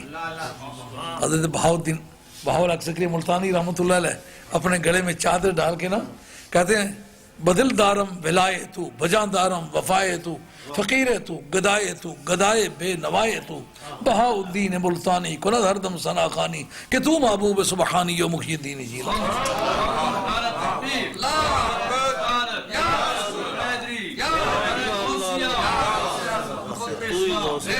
اس کا مطلب یہ ہے جب مشکل وقت بنے تو ولی آ کے کاندھا رکھتے ہیں۔ اب حضرت حیدر کرار کو جب سرکار نے للکارا اے نا علی، اس وقت انہوں نے یہ نہیں کہا جناب مجھے تہجد پڑھنے دیں، نفل پڑھنے دیں، میں اپنے وظائف سے فارغ نہیں ہوں۔ کہا لبیک یا رسول اللہ، تلوار مارنے کا وقت ہے، یہ گلستان چاہتا ہے تیری شارک کا لہو۔ دور حاضر کی پیری فقیری کو ہم دیکھتے ہیں، نذرانہ ہے تو ادھر لے آؤ، اگر کوئی دینی جھگڑا ہے تو کسی مولوی کے پاس چلے جاؤ۔ حضرت مولا مرتضیٰ نے یہ بات نہیں کی۔ حضرت والی بغداد شہنشاہ جیلان آپ کے زمانے میں معتزلہ کا زور ہے، وقت کی جو گورنمنٹ ہے معتزلہ ہے، لیکن آپ نے پوری زندگی پورے تناؤ کے ساتھ دشمن کے سامنے کھڑے رہ کے دین حق کی حفاظت کی۔ آپ نے کوئی کتاب ایسی نہیں لکھی، 45 آپ کی تصنیفات ہیں جس میں معتزلہ کا نام لے کے ان کا رد نہ کیا ہو۔ جس وقت حضرت امام ربانی مجد ثانی شیخ حمد رندی رحمۃ اللہ نے دین الہی کے خلاف گوالیار کے قلعے کی جیل کاٹی، اس وقت اور کوئی صوفی نہیں تھا اور کوئی درویش نہیں تھا، انہوں نے خام خواہ جیل کو کیوں کاٹی ہے؟ یہ مطلب ہے کہ دین پر مشکل وقت ہو تو ولی کاندھا رکھتا ہے، کہتا باقی لوگ جو ہیں وہ صرف ظاہری علوم رکھتے ہیں، میں علم ظاہری بھی رکھتا ہوں، علم باطنی بھی رکھتا ہوں۔ آئی بات خیال؟ اب خواجہ گولڈوی رحمۃ اللہ علیہ کا دور ہے، مرزا قادیانی پورے جوانوں پر آ گیا، یہ جتنے جھوٹے موٹے اس کے صحابی بنے پھرتے ہیں یہ سب مولوی تھے جو اس کے ساتھ مناظرہ کرنے گئے اور گھٹنے ٹیک گئے۔ اس وقت خواجہ گولڈوی جو کسی دربار میں جانے والا آدمی نہیں ہے، کسی نواب کسی بادشاہ کے دربار میں جانے والا آدمی نہیں ہے، انہوں نے کہا آج شہنشاہ کائنات کے تاج و تخت نبوت پر ہاتھ پڑا ہے، آج گولڈوی خاموش ہو کے بیٹھنا مشکل ہے. اولاد فاطمہ میں سے ہوں, مولا مرتضیٰ کا خون میری رگوں میں ہے, آج جان دینے کا وقت ہے. آج وہی نعرہ ہے کہ اے نا علی, آج میدان میں آتا ہوں. اس بظاہر تو مرزے سے ٹکر تھی, لیکن اصل میں اسے برٹش گورنمنٹ سے ٹکر تھی. اس کا مطلب یہ ہے کہ دین پر آفت کا وقت آئے تو ولی کی ڈیوٹی ہے نبی کی نبوت کی چار دیواری کو اپنے فقر و خانقاہی کے ذریعے سے تحفظ مہیا کرتا ہے. اس لیے جناب حیدر کرار کو اس موقع پر یہ کام کرنا پڑا. آگے فرمایا, اے پیارے, آپ ان کے لیے اپنے بازوؤں کو نیچا کریں جو مومن آپ کی پیروی کرتے. یعنی آپ اپنی پوری پرواز کے ساتھ اڑیں تو جبریل بھی ساتھ اپنا پر برابر نہ رکھ سکے, براق بھی تھک کے ہار کے بیٹھ جائے, مومن کون آپ کے ساتھ جائے گا؟ دولہا سے کوئی کہہ دے پیارے سواری روکو, مشکل میں ہے براتی پرخار باندھیے, آپ کی سپیڈ کو کوئی مینٹین نہیں کر سکتا. اس لیے آپ ذرا مہربانی فرمائیں. اس موقع پر کہتے ہیں جناب سید دو عالم علیہ السلام بخاری کے متن کے اندر ہے کہ سرکار نے حضرت سیدہ خاتون جنت سے فرمایا کہ اے فاطمہ فس علی مم معاشیتے مم مالی فلا اغنی ان کے من اللہ شیئا. اے فاطمہ تو میرے مال میں سے جو کچھ مانگنا چاہتی ہے وہ مانگ لے, لیکن میں اللہ کی بارگاہ میں تمہیں کچھ فائدہ نہیں پہنچا سکتا. جو حالہ کا ایک بڑا طبقہ جو کہلاتے مولوی اور اس حدیث کو اسے بازو اونچا کر کر کے بیان کرتے ہیں کہ سرکار جب اپنی بیٹی کا کچھ نہیں سنبھال سکتے, باقی سیدوں کو غلط فہمی کیوں ہے؟ یہ صرف سیدوں کو غلط فہمی نہیں ہے, ہر کلمہ پڑھنے والے کو تمہارے قول کے مطابق نقل کفر کفر نباشد. نبی پاک کے ہر غلام کو یہ ناز ہے کہ میرا مدینے والا جب میری ماں مجھے چھوڑے گی میرا نبی نہیں چھوڑے گا. جب میرا باپ کہے گا تیرا کچھ نہیں سنبھال سکتا, اس نبی کہے گا میں تیرا سنواروں گا. نبی مجھے کہتا ہے پناہ کہاں جا کے لے, اپنی عزت و آبرو جان و مال میرے لیے لٹاتا ہے, اس کو پناہ کون دے؟ کلمہ میرا پڑا ہے, مشکل کا وقت آئے اس کے کون کام آئے. جو سرکار قبر میں جاتے ہیں تو پہلے اس کے پاس کسی سکول کا سرٹیفکیٹ دیکھتے ہیں, گنہگار پرہیزگار سب کے پاس جاتے نہیں جاتے, کافر کے پاس بھی جاتے ہیں, کوئی بھی ایسا نہیں مرے اور سرکار نہ جائے. لیکن مومن کے پاس جاتے ہیں تو اس کے پہچان کے ذریعے سے اس کی رہائی ہو جاتی ہے. اور بے ایمان بدعقیدہ ہو, بے شک داڑھی رکھی ہوئی ہو, عربی بولتا ہو, ساری زندگی پڑھاتا رہا ہو, سرکار کو دیکھے کہ ہاں ہاں لا ادری, ہائے مجھے تو نہیں پتہ یہ کون بزرگ ہیں. جس کا عقیدہ سچا ہے سرکار کے قدموں پر گرے گا, ان کو تو میں اپنا رسول کہتا ہے, یہ تو میری سرکار ہے, میں نے کلمہ ان کا پڑھا ہوا ہے. لیکن اس کا تعلق اس کے عمل سے نہیں ہے, اس کے عقیدے سے ہے. یہ بالاتفاق بات ہے. قبر میں عمل کا حساب کب ہوگا؟ قبر کوئی دارالجزا تو نہیں ہے, یوم حساب تو قیامت ہے, قیامت کا نام ہے. قبر والی رات کا نام یوم الحساب نہیں ہے. یا عقیدے کا فیصلہ کرنا ہے کہ یہاں دو کھاتے بنانے ہیں, یا دوزخ والی سزا مہیا کرنی ہے یا جنت والی سہولتیں مہیا کرنی ہیں. لیکن کس بنیاد پر کرنی ہے؟ عقیدہ ٹھیک ہے تو جنت والی سہولتیں, عقیدہ برا ہے تو دوزخ والا عذاب. حساب بعد میں ہوگا, عمل بعد میں چیک کریں گے, یہ کہ عقیدے کا حساب ہوگا. مر ربوں کا تیرا رب کون ہے؟ عمل ہے یہ یا عقیدہ ہے؟ تیرا دین کون سا ہے؟ یہ عقیدہ ہے کہ عمل ہے؟ عمل کا نام تو نہیں ہے. اور تیرا رسول کون ہے؟ عمل کا نام تو نہیں ہے, عقیدے کا نام ہے. یہ سوالات ہوں گے. قبر جو ہے اس کے اندر حساب جو ہوگا وہ عقیدے کا ہوگا, عمل کا نہیں ہوگا. اب وہ کہتے ہیں کہ حضرت نبی کریم علیہ السلام نے جب اپنی بیٹی سے کہا کہ میں تیرا کچھ نہیں سنوار سکتا تو باقیوں کو کیا فائدہ پہنچنے والا. بخاری عن ابن مسعود رضی اللہ تعالی عنہ ان رجلا جاء رسول اللہ صلی اللہ علیہ وسلم فقال کیف تقول فی من احب قوما ولم يلحق بهم فقال رسول اللہ صلی اللہ علیہ وسلم المرء مع من احب او کما قال علیہ الصلوۃ والسلام، بخاری کا متن ہے جناب، اور اس وقت وہ کتابیں میرے بیگ میں موجود ہیں، میں نے اس کو لمبا ہونے سے بچانے کے لیے اس کو نہیں ساتھ، لیکن اگر ضرورت ہے تو دکھا سکتا ہوں، اگر فوٹو سٹیٹ کرنا چاہیں تو فوٹو سٹیٹ کے لیے بھی آپ کو کتاب۔ حضرت عبداللہ بن مسعود ایک لوئر ہیں، قانون دان ہیں، ہمارے ڈپارٹمنٹ کے استاد اور چیف سیکرٹری حضرت عبداللہ بن مسعود ہے، یعنی جس سلسلہ تعلیمات کے امام ونیفہ ہے نا، اس کے ہیڈ حضرت عبداللہ بن مسعود ہے۔ اگر ان سے زیادہ کوئی اچھا لوئر ہے تو صرف حضرت حیدر قرار ہے، اس کے سوا پوری امت مسلمہ سب سے بڑا قانون دان آدمی حضرت عبداللہ بن مسعود ہے۔ اب جناب وہ کہتے ہیں سرکار کی بارگاہ میں ایک شخص آیا، اس نے آ کر کے عرض کیا یا رسول اللہ آپ اس آدمی کے بارے میں کیا کہتے ہیں کہ جو کسی قوم سے پیار تو کرتا ہے مگر ان کا سا وہ عمل نہیں کر سکتا لیکن پیار کرتا ہے، اس کے بارے میں آپ کا کیا خیال ہے؟ سرکار سے پوچھا۔ یعنی ایک آدمی نیکوں، پرہیزگاروں اور تہجد گزاروں، نمازیوں، روزے داروں، حاجیوں، اللہ اللہ کرنے والوں، راتوں کو جاگنے والوں، دن کے روزے رکھنے والے، رات کے جاگنے والوں اس کے ساتھ پیار کرتا ہے پر عمل ان کا سا نہیں کر سکتا، اس کے بارے میں کیا خیال کرتے ہیں، کس کھاتے میں ہوگا؟ سرکار نے جواب میں فرمایا المرء مع من احب، کہ ہر آدمی اسی جماعت کے ساتھ ہوگا جس کے ساتھ اس کو پیار ہوگا، خواہ عمل ان کا سا کر سکے یا نہ کر سکے۔ اچھا اگر عام گنہگار سرکار سے پیار کرنے کی وجہ سے سرکار کے ساتھ ہوگا تو خاتون جنت کے ساتھ جو سرکار کا پیار ہے یا خاتون جنت کا پیار جو سرکار سے ہے اس کی وجہ سے حضرت خاتون جنت سرکار کے ساتھ کیوں نہیں ہوگی؟ آگے چلیے، بخاری شریف جلد دوئم آخری حصہ، حضرت نبی کریم علیہ السلام کی بارگاہ میں صحابی حضرت کہتے ہیں کہ متی الساعۃ یا رسول اللہ صلی اللہ علیہ وسلم، حضور ارشاد فرمائیے قیامت کب آئے گی؟ اور ما عادت لہا، قیامت کے لیے تیاری کیا کی ہوئی ہے؟ عرض کرتے ہیں یا رسول اللہ ما عادت لہا من کثیر صلاۃ ولا صوم ولا صدقہ، یا رسول اللہ میں نے اس کے لیے کوئی زیادہ نمازیں بھی نہیں پڑھی، زیادہ روزے بھی نہیں رکھے، زیادہ صدقے بھی نہیں دیے، لیکن ولکنی احب اللہ ورسولہ، لیکن میں اللہ اور اس کے رسول سے پیار کرتا ہوں۔ اب ذرا دیکھیں، جس آدمی نے خود مان لیا کہ میرے نامہ اعمال میں کچھ نہیں ہے، سرکار نے یہ کیوں نہیں کہا تیری پیروی مکمل نہیں ہے اس لیے تیری محبت جھوٹی ہے؟ سرکار نے یہ بتلایا کہ عمل کی کوتاہی کے ہوتے ہوئے بھی محبت سچی ہو سکتی ہے،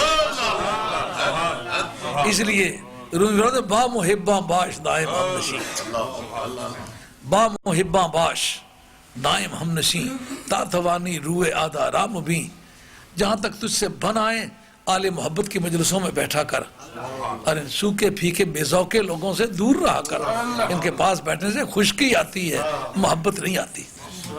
با محباں باش، میاں صاحب نہیں فرماتے وہ کتھوں ایڈا درد لے آئیں درداں والیا یارا، میاں خدا تیری قبر پر لاکھ لاکھ رحمتوں کا فیضان فرمائے، کتنی آسان زبان بولی ہے اور کتنی للہیت ہے اس آدمی کی گفتگو میں، وہ کتھوں ایڈا درد لے آئے درداں والیا یارا، 10 دکان اساڑے تائیں بنی دلال ہمارا، با محباں باش دائم ہم نشین۔ کوئی درویش تھے نا تو ان کا کوئی منازل تھی وہ طے نہیں ہو رہی تھی، کسی درویش مجذوب سے جا کے ملے نا تو واپسی پر جب گزرے دیکھا میاں صاحب نے کہ اس کے وہ سارا سلسلہ چل نکلا ہے، صاحب بصیرت تھے تو اس وقت کہتے ہو کتوں ایڈا درد لے درداں والیا یارا، وہ 10 دکان اساڑے تائیں بنی دلال ہمارا۔ نبی پاک علیہ السلام کا صحابی کہتا ہے یا رسول اللہ آپ مجھ سے فرماتے ہیں کہ قیامت کے لیے میں نے کیا تیاری کی ہوئی ہے؟ قیامت کے لیے تو میرے پاس کوئی بندوبست نہیں ہے، میں نے کوئی نمازیں روزے عبادات ریاضات نہیں کی ہیں، لیکن میں آپ سے بھی پیار کرتا ہوں، آپ کے اللہ سے پیار کرتا ہوں۔ سرکار نے یہ نہیں فرمایا چونکہ تو نے زیادہ نمازیں نہیں پڑھی، زیادہ روزے نہیں رکھے، زیادہ صدقے نہیں دیے اس لیے تیری محبت جھوٹی ہے، یہ نہیں فرمایا۔ فرمایا اگر تو مجھ سے محبت کرتا نا، میرے اللہ سے کرتا نا، تو المرء مع من احب، جس کو جس سے پیار ہے وہ اسی کے ساتھ ہے۔ یہ تو بات اس کی ہے کہ کوئی سرکار سے پیار کرے، اگر کل کائنات میں سب سے پیار سرکار کا حضرت فاطمہ ہی سے زیادہ ہو تو پھر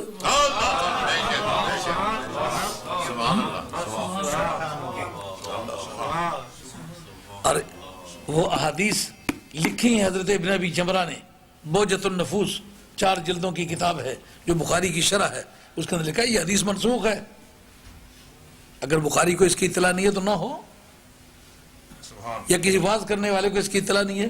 قرآن مجید میں آیتیں ہیں، اس کے منسوخ اور ناسخ کا پہچاننا پڑھنے والے کی ڈیوٹی ہے، یہ قرآن مجید کی ڈیوٹی ہے بتائے یہ آیت منسوخ ہے. ہاں جب قرآن یہ کہے وَلَسَوْفَ يُعْطِيكَ رَبُّكَ فَتَرْضَىٰ، اے میرے محبوب تجھے رب اتنا دے گا کہ تو خوش ہو جائے گا. یہ موقع دیکھنے والا ہے کہ نہیں؟ کب کہا؟ جب رب نے کہا نا کہ اے میرے محبوب جو وحی میں دیر ہوئی ہے نا، تیرا یہ سوال ہے وحی میں دیر کیوں ہوئی ہے؟ کہا وَلَلْآخِرَةُ خَيْرٌ لَكَ مِنَ الْأُولَىٰ، تیری ہر آنے والی ساتھ گزری ہوئی ساتھ سے زیادہ اچھی ہے، پھر دیر میں حرج کیا ہے؟ جب آدمی کو یہ بتا دیا جائے تمہاری تنخواہ بڑھ جائے گی تو پہلا سوال پتہ ہے بندے کا کہتا ہے کتنی کتنی کتنی کتنے پرسنٹ بڑھے گی؟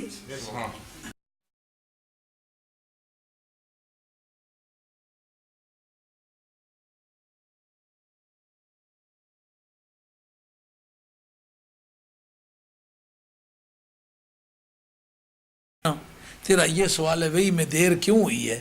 کہا وَلَلْآخِرَةُ خَيْرٌ لَكَ مِنَ الْأُولَىٰ، تیری ہر آنے والی ساتھ گزری ہوئی ساتھ سے زیادہ اچھی ہے، پھر دیر میں حرج کیا ہے؟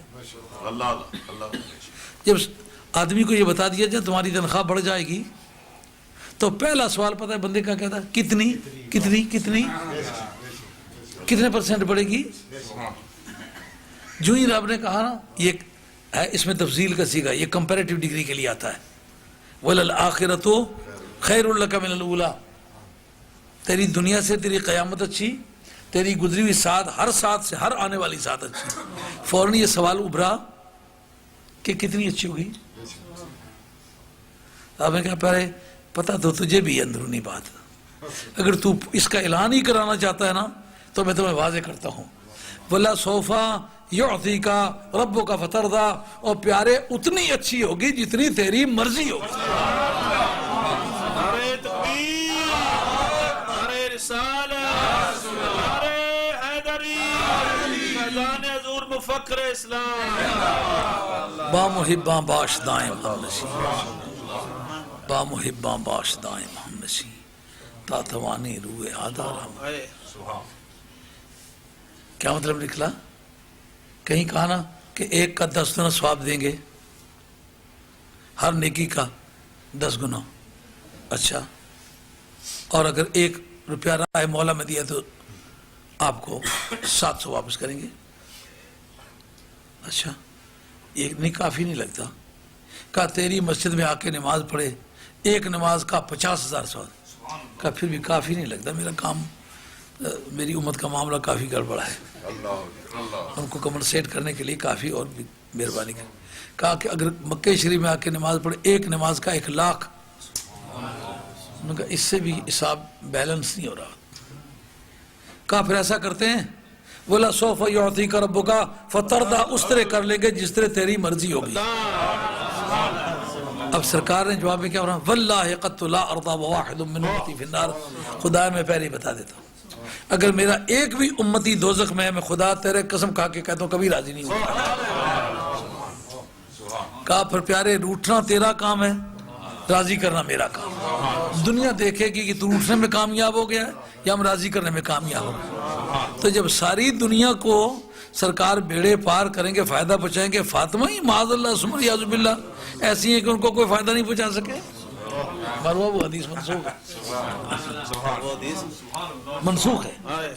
ایک تو اس دن گفتگو کی تھی نا اس کے اسماء الرجال پر، اس کے فن پر گفتگو کی تھی. یہ دوسری گفتگو ہے نا، یہ اس کا دوسرا پہلو ہے.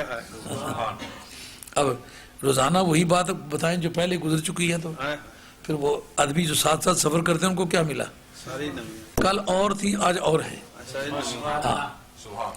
یہ اسی حدیث پر گفتگو کی تھی نا، اس کا ڈگر اور تھا نا، اس پر اس کے اسماء الرجال پر گفتگو کی تھی، فن حدیث پر گفتگو کی تھی.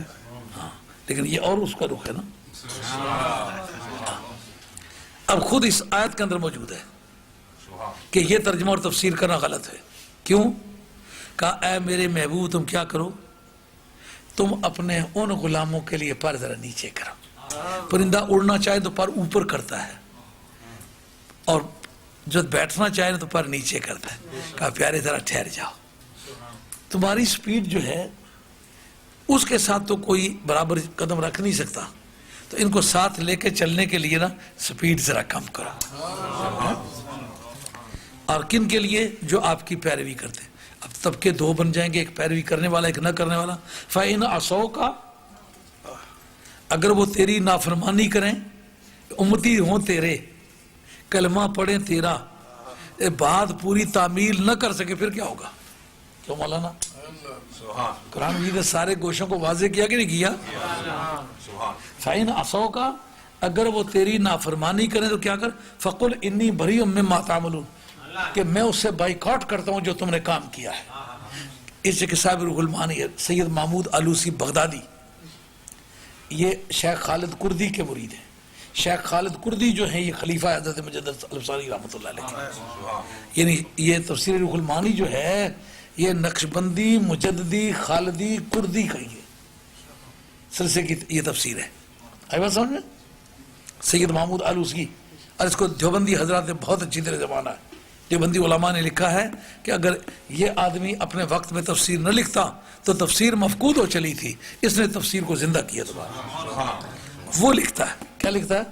کہا اگر اے محبوب یہ تیرے امتی تیرے خلاف کریں، تیری بات نہ مانیں، تو کیا کہے کہ انی بریم مما تعملون، جو تم کرتے ہو نا اس سے بائیکاٹ کرتا ہوں. یعنی تمہارے عمل سے بائیکاٹ ہے، تمہاری ذات سے بائیکاٹ نہیں.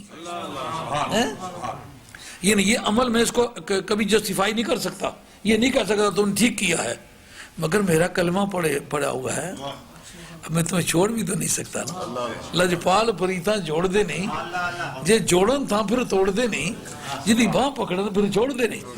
جی ذمہ داری کے ساتھ یہ مطالعہ کرے سکے. تفسیر روح المعانی، تفسیر روح المعانی کہا کہ اے میرے محبوب جو تیرے امتی ہوں، تیری شریعت پر عمل نہ کر سکے، تیرے دستور عمل کو اپنا نہ سکیں، تو کہے جو تم نے کام کیے ہیں نا اس سے بائیکاٹ کرتا ہوں، لیکن تم سے بائیکاٹ نہیں کرتا. کیا خوبصورت بات سید محمود آلوسی نے کہی ہے کہ اگر یہ ہو تو پھر شفاعت کس طرح ہوگی. اب وہ بات آ گئی ہے. بخاری شریف میں تقریباً کوئی پورے درجن تو نہیں لیکن نصف درجن سے کم زیادہ مرتبہ حدیث ہے، حدیث سے شفاعت. کہاں سے چلے گی جی؟ پوری دنیا جب کھڑی ہوگی.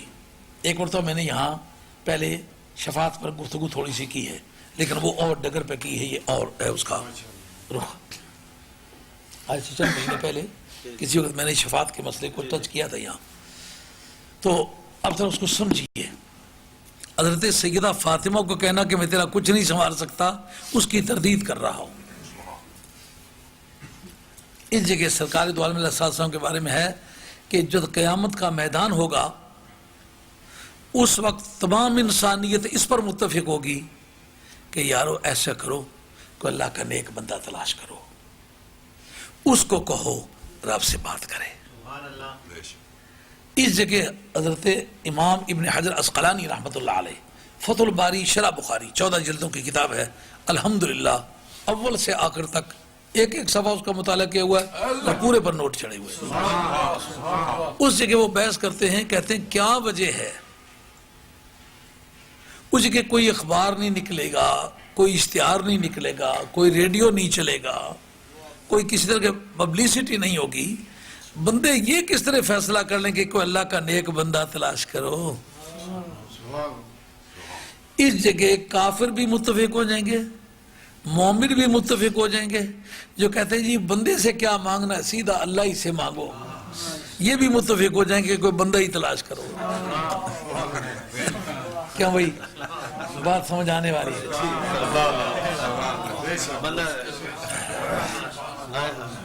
اللہ کا بندہ تلاش کرو. ایک مرتبہ بات سمجھ آنی چاہیے. کافی خون پسینہ ایک کیا ہوا ہے. ایک مرتبہ میرے دل کو یہ تسکین ملے، میں نے اپنے بھائیوں کو کوئی اطمینان بخشنے والی بات پہنچائی ہے. میرا کچھ معاوضہ نہیں ہے، نہ میں کسی سے کچھ مانگنا چاہتا ہوں، نہ میرا کسی پر کوئی احسان ہے. میں مسافر آدمی ہوں، آیا ہوں. سرکار دوار میرا 7 شام کی باغ کے پھول میری ٹوکری میں ہیں، میں اعلان کرتا جا رہا ہوں جس چیز کے مقدر میں کوئی لے گا. لیکن اگر مجھے یہ پتہ چل جائے میں اپنے دوستوں کو، اپنے بھائیوں کو عقیدہ سیاح کی کوئی بات سمجھانے میں کامیاب ہو گیا ہوں تو یہ میرا بڑا معاوضہ ہوگا. فیضان مفکر اسلام. اور اس بارے میں آپ کو بے فکر رہنا چاہیے. نہ میں کوئی سیاسی لیڈر ہوں، نہ میں کوئی کسی بزرگی کا مدعی ہوں کہ میں اگر اس وقت آپ نے میری ہاں میں کو ہاں ملا دی تو کل میں لاٹھی لے کے آپ کے دروازے پر آ جاؤں گا. نہیں، یہ میرا پروگرام نہیں ہے. مجھے اللہ تعالیٰ نے ایک ایسے گھر میں پیدا کیا ہے جس گھر میں پیدا ہونے سے مجھے بڑی عزت مل گئی ہے، اور اس سے زیادہ عزت کا میں اس عزت کا حقدار ہی نہیں تھا جو اللہ تعالیٰ نے مجھے دی ہوئی ہے. مجھے اس سے زیادہ کی تلاش ہی نہیں ہے. میں سرکار کی بارگاہ کی غلامی کی تلاش میں ہوں، میں کسی برتری کی تلاش میں ہوں نہیں. یہ بات آپ ایک مرتبہ دل پہ لگا کے دیکھیں کہ جب کوئی بھی اس سے اختلاف نہیں کرے گا، آدم علیہ السلام سے لے کر کے آخری آدمی تک ایک بھی نہیں کہے گا یار اللہ کے معاملے میں غیر اللہ کو کیوں ڈالتے ہو. ہاں جی، اس وقت کوئی نہیں کہے گا جو میری جماعت کے مولوی ہیں ان میں سے کوئی پکڑ لیتے. اس وقت وہ کہیں کہ کوئی اللہ کا بندہ تلاش کرو. اس کا مطلب یہ ہے کہ اللہ کا بندہ سمجھنے میں کافی دقت ہے میدان قیامت میں بھی. اب باقی جتنے ہیں ان کا اللہ کا بندہ ہونا ضنی ہے، یہ بات دھیان کریں. پیغمبر کا بندہ خدا ہونا یقینی امر ہے.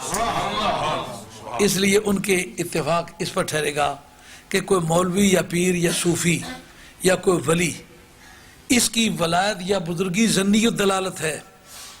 نبی کو تلاش کرتے ہیں.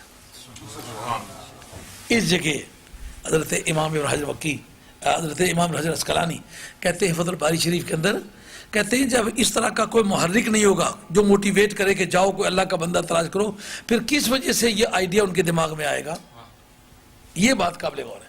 بات سمجھ میں آ رہی ہے نہیں آ رہی؟ یہ تقریر نہیں ہے کہ میں تقریر کرتا جاؤں تو آپ نعرے لگاتے جائیں. یہ ایک ایسی ہے کہ ایک ایک بات آپ کی سمجھ میں پڑنی چاہیے، مجھے اس کا یقین ہونا چاہیے. آپ کے ریسپانسو ایٹیچیوڈ سے مجھے کنونس ہونا چاہیے کہ آپ میری بات سمجھ گئے. جب کوئی چیز موٹیویٹ کرنے والی، حرکت میں لانے والی ہوگی نہیں کہ چلو اللہ کا کوئی نیک بندہ تلاش کرو، تو یہ آئیڈیا ان کو آئے گا کس طرح کہ چلو کوئی اللہ کا نیک بندہ تلاش کرو. اور سنی تو خوش نصیب ہے، یہ اس کا جواب ہے. سنی تو خوش نصیب ہے. یہ دنیا میں تیرا عقیدہ تھا کہ اگر کوئی مشکل وقت آ پڑے تو کوئی اللہ کا نیک بندہ.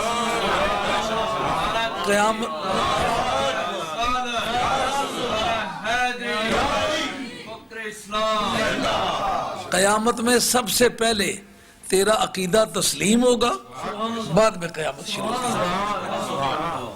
اب آدم علیہ السلام کے پاس جائیں گے کہ باقی نبیوں کو بعض نے مانا ہے، بعض نے نہیں مانا. جس کا انکار کسی نے بھی نہیں کیا وہ آدم ہے. کیوں؟ یہ بات نہیں آپ کے خیال میں کبھی آئی ہوگی. سمجھ آ رہی ہے مولانا؟ نبی کریم علیہ السلام کو کچھ نے مانا ہے، کچھ نے نہیں مانا. موسیٰ علیہ السلام کو کچھ نے مانا ہے، کچھ نے نہیں مانا. ابراہیم علیہ السلام کو، نوح علیہ السلام کو کچھ نے مانا ہے، کچھ نہیں. لیکن جس کو انکار کسی نے بھی نہیں کیا وہ آدم علیہ السلام. ایک ایسا نبی جو انسانیت کا متفق علیہ نبی ہے، اس کے پاس چلتے. اب معلوم ہے کہ مشکل وقت میں بندہ خدا کا تلاش کرنا یہ قیامت کا اجماعی مسئلہ ہے، جس میں نہ کافر کو اختلاف ہوگا نہ مومن کو اختلاف ہوگا. اس وقت اگر کوئی اللہ کا بندہ سنوار کچھ نہیں سکتا تو اس پر اتفاق کیوں کریں گے؟ سمجھ آئی یہ بات کہ نہیں آئی؟ اب سیدہ فاطمہ کو اس پکچر میں دیکھنا ہے کہ سرکار سنوار سکتے ہیں کہ نہیں سنوار سکتے. یار گھنٹے سے زیادہ وقت ہو گیا، بحث بڑی لمبی ہے. کل درس ہونے والا ہے بری میں. میرا خیال ہے کہ اس کو باقی کو کل پہ چھوڑتے ہیں کیونکہ بحث بڑی دلچسپ ہے، راستے میں چھوڑی جائے تو زخمی ہوگی. بات سمجھ آ رہی ہے کہ نہیں آ رہی؟ مسئلہ اس پر چھڑا ہوا ہے کہ سیدہ فاطمہ کی سرکار بگڑی بنا سکیں گے یا نہیں؟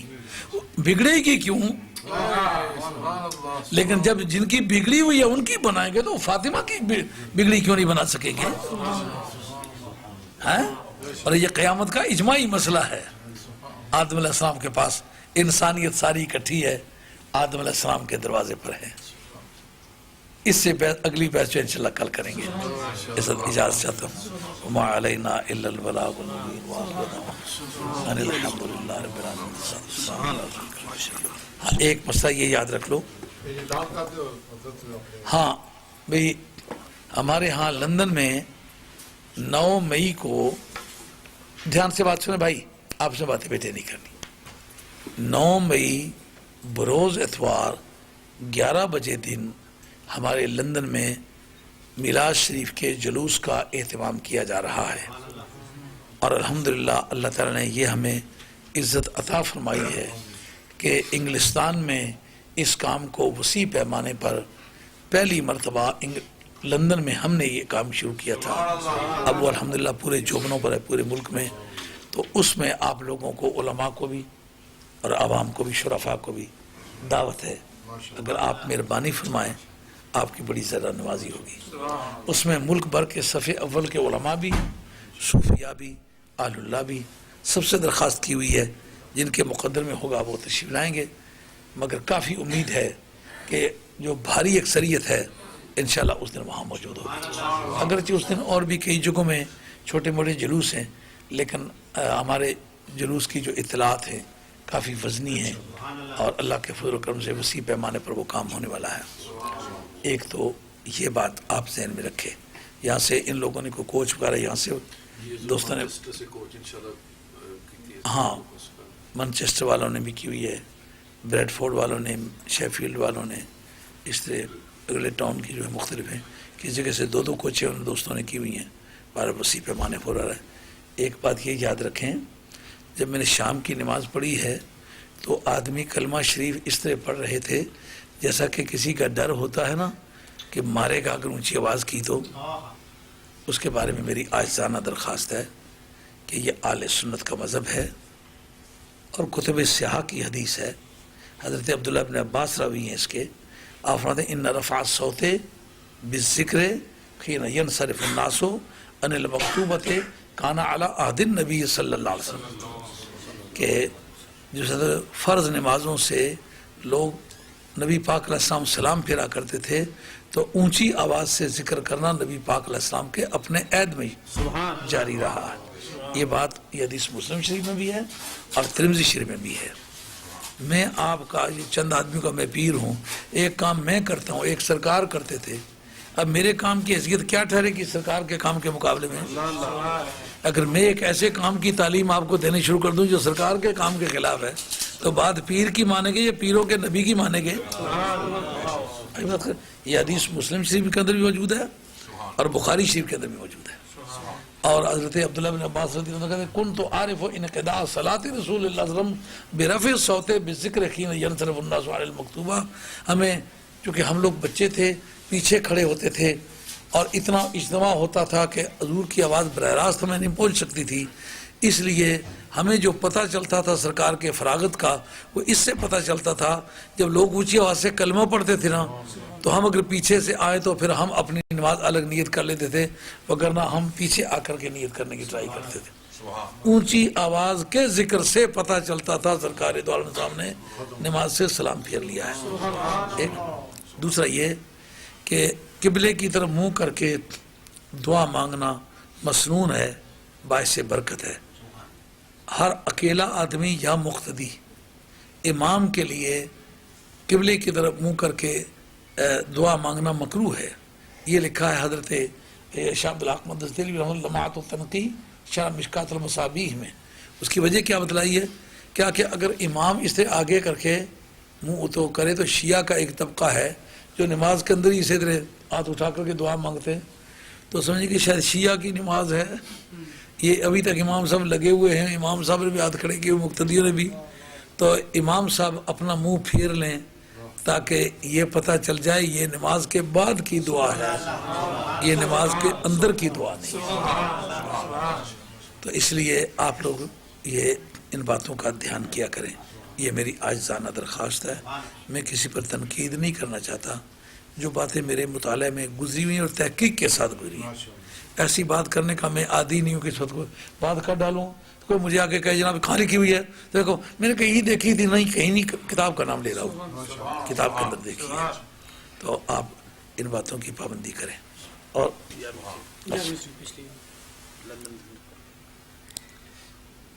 ایک مرتبہ مجھ سے کسی نے پوچھا کہ آپ شیعہ کیوں نہیں ہو جاتے؟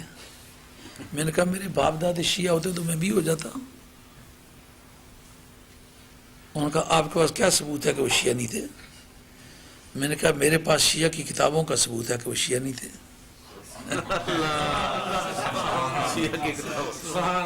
کیا کیسے؟ میں نے کہا اصول کافی نے لکھا ہے کہ نہیں کہ جناب حیدر کرار، حضرت صدیق اکبر، حضرت فاروق اعظم، حضرت عثمان غنی کے پیچھے نمازیں پڑھا کرتے تھے. کہاں یہ تو ہے. میں نے کہا پھر مجھے بتاؤ جس کے ساتھ عقیدہ نہ ملتا اس کے پیچھے کوئی نماز پڑھتا ہے؟ کئی لوگ ہیں عقیدہ نہیں ملتا تو میں نے کہا وہ منافقین کی نماز ہے، مومنین کی نماز. اس پر پھر میں نے گفتگو کی کہ جس تاریخ نبی پاک علیہ الصلوۃ والسلام معراج کی رات کو گئے تو نماز تو واپسی پر فرض ہوئی ہے، وہ پہلے کیا پڑھی ہے؟ کہا فرض نماز واپسی پر ہوئی ہے، جو مستحب نماز تھی وہ پہلے سے چل رہی تھی. جیسے کہ وضو والی آیت جو ہے یہ مدینہ طیبہ میں نازل ہوئی ہے، تو نماز مکہ شریف میں فرض ہوئی ہے، تو مکہ شریف جو نماز پڑھتے بغیر وضو کے پڑھتے تھے. کہا بطور حکم قرآن کے مدینہ طیبہ میں وضو فرض ہوا، لیکن وہ حکم حدیث کے سرکار دو عالم کے سامنے مکہ شریف میں جتنی نمازیں پڑھی ہیں باوضو پڑھی ہیں. تو وہ کہا کہ نبیوں نے پیچھے نمازیں کیوں پڑھی ہیں؟ ان کا دراصل ایک مسئلہ ہے لا آف گفٹ کا، قانون ہبہ کا. جب تک پریویس پوزیسی اپنا پوزیشن ویکیٹ اپنی آزاد مرضی سے نہ کرے تو نئے مالک کا قبضہ غاصبانہ قبضہ تسلیم ہوتا ہے. جتنے بھی نبی اور رسول آئے تھے ما ارسلنا من رسول الا لیطاع باذن اللہ، ہر نبی اور ہر رسول اپنے حلقے کا حکمران اور فرمانروا بن کے آیا تھا. تو اب کل کائنات کا قبضہ سرکار کو ڈیلیگیٹ کیا جانا تھا. تو سارے نبیوں نے جو پیچھے نماز پڑھی اسے پتہ ہے کیا کیا؟ انہوں نے کہا پیچھے اس امام صاحب کے مطلب ہتھیار ڈال دیے، اس کو اپنا پیشوا سمجھ لیا. میں نے کہا پیچھے نماز پڑھنا اور ہتھیار ڈال دینا یہ نبیوں کا طریقہ ہے. پیچھے نماز بھی پڑھنا اور نوکروں والا سلوک کرنا یہ عبداللہ ابن ابی کا طریقہ ہے کہ وہ رئیس المنافقین تھا، پیچھے نماز بھی پڑھتا تھا، سرکار کو سپیر بھی نہیں کرتا. یار جس کے پیچھے کبھی میں نے خود کافی سارے علماء ان کی خدمت اللہ تعالیٰ کرنے کا مجھے موقع دیتا ہے، لیکن میں جب بھی تنخواہ دیتا ہوں ان کو نا ہاتھ جوڑ کے ان کو کہتا ہوں میں نے کہا میری توفیق اتنی ہے، خدا کی قسم تمہارے ایک بول کی قیمت ساری زندگی دینا چاہوں نا تو نہیں دے سکتا. یہ جو تم نے لوگوں کو پڑھایا ہے نا میرے مدرسے میں رہ کے، کتابیں میری ہیں، جگہ میری ہے، بلڈنگ میری ہے، انتظامات میرے ہیں، لیکن زبان تمہاری استعمال ہو رہی ہے، تمہارے علم سے میں استفادہ کر رہا ہوں. اس لیے میں قیامت کی گرمی تک اس کا شکر گزار ہوں. تو وہ میرے علماء توفیق تو جتنی میری تنخواہ دیتا ہوں لیکن عزت اتنی کرتا ہوں کہ ان میں سے کوئی آدمی مجھ سے ہراساں نہیں ہے، اسے ڈرتا نہیں ہائے مار کھائے گا. باقی مدرسوں کے مقابلے میں یہاں تنخواہ بھی کچھ زیادہ ہی ہے، الحمدللہ کا شکر ہے. مگر حقیقت میں ان کو سمجھتا ہوں یہ نبی پاک علیہ السلام کی بارگاہ کے نمائندے، میں ان کی خدمت بھی کروں، ان کی عزت بھی کروں، اور سارا جہان بھی ان کو حقیر سمجھے. میں اولاد فاطمہ میں سے ہو کے بھی ان کو حقیر سمجھے. یہ کیا سمجھے کہ جن کے وارث کہاں چلے گئے؟ میں نے کہا یار میں تو اس خون سے اللہ نے مجھے پیدا کیا ہے، میں اور تو تمہیں کچھ نہیں کر سکتا. یہ تنخواہیں دیتا ہوں مگر میں تمہیں اپنا بزرگ سمجھتا ہوں، پیشوا سمجھتا ہوں، جو خود میں نے پڑھائے ہیں، علماء تیار کیے ہیں. اب وہ وہاں رہتے ہیں، ذہنی طور پر خوشحال ہیں، مجھے دعائیں دیتے ہیں، ان کے بچے دعائیں دیتے. آپ سے بھی درخواست ہے، آپ کو یہ پتہ ہونا چاہیے میں کسی مولوی خاندان میں سے نہیں ہوں کہ میرے کوئی ددیال خاندان سے کوئی یوکے میں مولوی ہے. میں کسی مولوی خاندان سے شادی شدہ نہیں ہوں کہ میرا کوئی سالہ یا کوئی بہنوئی یا کوئی آدمی مولوی ہے. میں نے یہ جتنی باتیں کی ہیں یہ اللہ کی رضا کے لیے کی ہیں. اللہ قبول فرمائے. اب اذان ہونی چاہیے, نماز پڑھ لیں. یہ اعلان ہے, یہ 11ویں شیف ہمارے ہاں وہاں لندن میں کافی سارے علماء کرام آتے ہیں, ان کو پہلے مضامین دیے ہوئے ہوتے ہیں کہ اس مضمون پر آپ گفتگو کریں, اور کچھ لوگ ایسے بھی ہوتے ہیں جن کو نہیں کچھ دیا ہوتا ہے.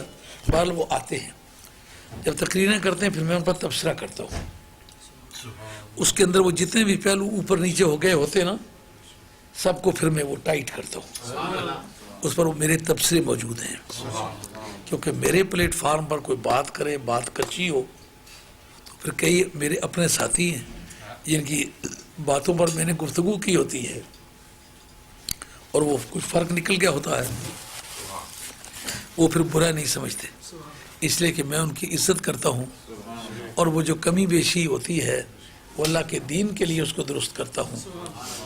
اس کا معنی یہ ہے کہ ٹیپ کے اندر جو کچھ ہے اللہ کے فضل و کرم سے وہ ریلائبل ہے. تو یہ وہاں سے والتم اسٹور سے ریکارڈ کر کے لاتے ہیں. کتنا دیا شریف جی؟ 2 کیسٹوں میں 5 پاؤنڈ. پورا پروگرام ہے 2 کیسٹوں پہ 5. پورا پروگرام جو 11ویں شریف کی ساری مجلس اول سے آخر تک, جس میں کہ نعتوں سے لے کر کے آخری سلام تک, یہ 2 کیسٹس ہیں, اور وہ 5-5 پاؤنڈ کی. اگر 10 پاؤنڈ آپ دیں گے نہیں 5 پاؤنڈ کا پورا ہے جنڈے پتر 2.5 پاؤنڈ, پھر تو کافی سستا ہے بھائی. حقیقت پروفٹ نہیں ہوتی, جو کاسٹ آتی ہے وہی لیتے ہیں, اس لیے کہ حضرت یہ اس کا جو پروفٹ ہے وہ دارالعلوم کو بولتے ہیں, بیگ صاحب کی جامعہ قادریہ سینٹر مان کو. اللہ آپ کو جزائے خیر, اللہ آپ کو جزائے خیر. یہ کہتے ہیں کوئی اس سے پینسی بچتے ہوں گے, اسے کوئی پروفٹ تو ہونے والا نہیں ہے. اگر 5 پاؤنڈ میں دو آپ ریلیں دے دیتے ہیں پھر تو بچتا بچاتا کچھ نہیں ہے. بہرحال یہ جو انفارمیشن ہے وہ میری ہیں, میٹیریل اور وقت ان کا ہے, تو میری طرف سے تو میں یہی اپنا معاوضہ سمجھتا ہوں کہ آپ نے اس کو قبول کر لیا, بس میں بڑا خوش ہوں. تو ان کی طرف سے یہ ہے کہ یہ اس مدرسے کی تھوڑی بہت حوصلہ افزائی ہو جاتی ہے. دوسرا یہ کہ اس میں سے جو آپ کو معلومات ملیں گی انشاءاللہ بہت تھنٹیکیٹڈ ہوں گی. وہ اگر کہیں چیلنج ہو جائے تو پھر میں اس چیلنج کو قبول کروں گا. اگر کہیں پیچھا پڑ جائے کہ یہ بات غلط ہے جی, تو پھر اللہ جانے میں جانوں, تو جو اللہ تعالیٰ کو منظور. اچھا اب آسان ہونی چاہیے جی.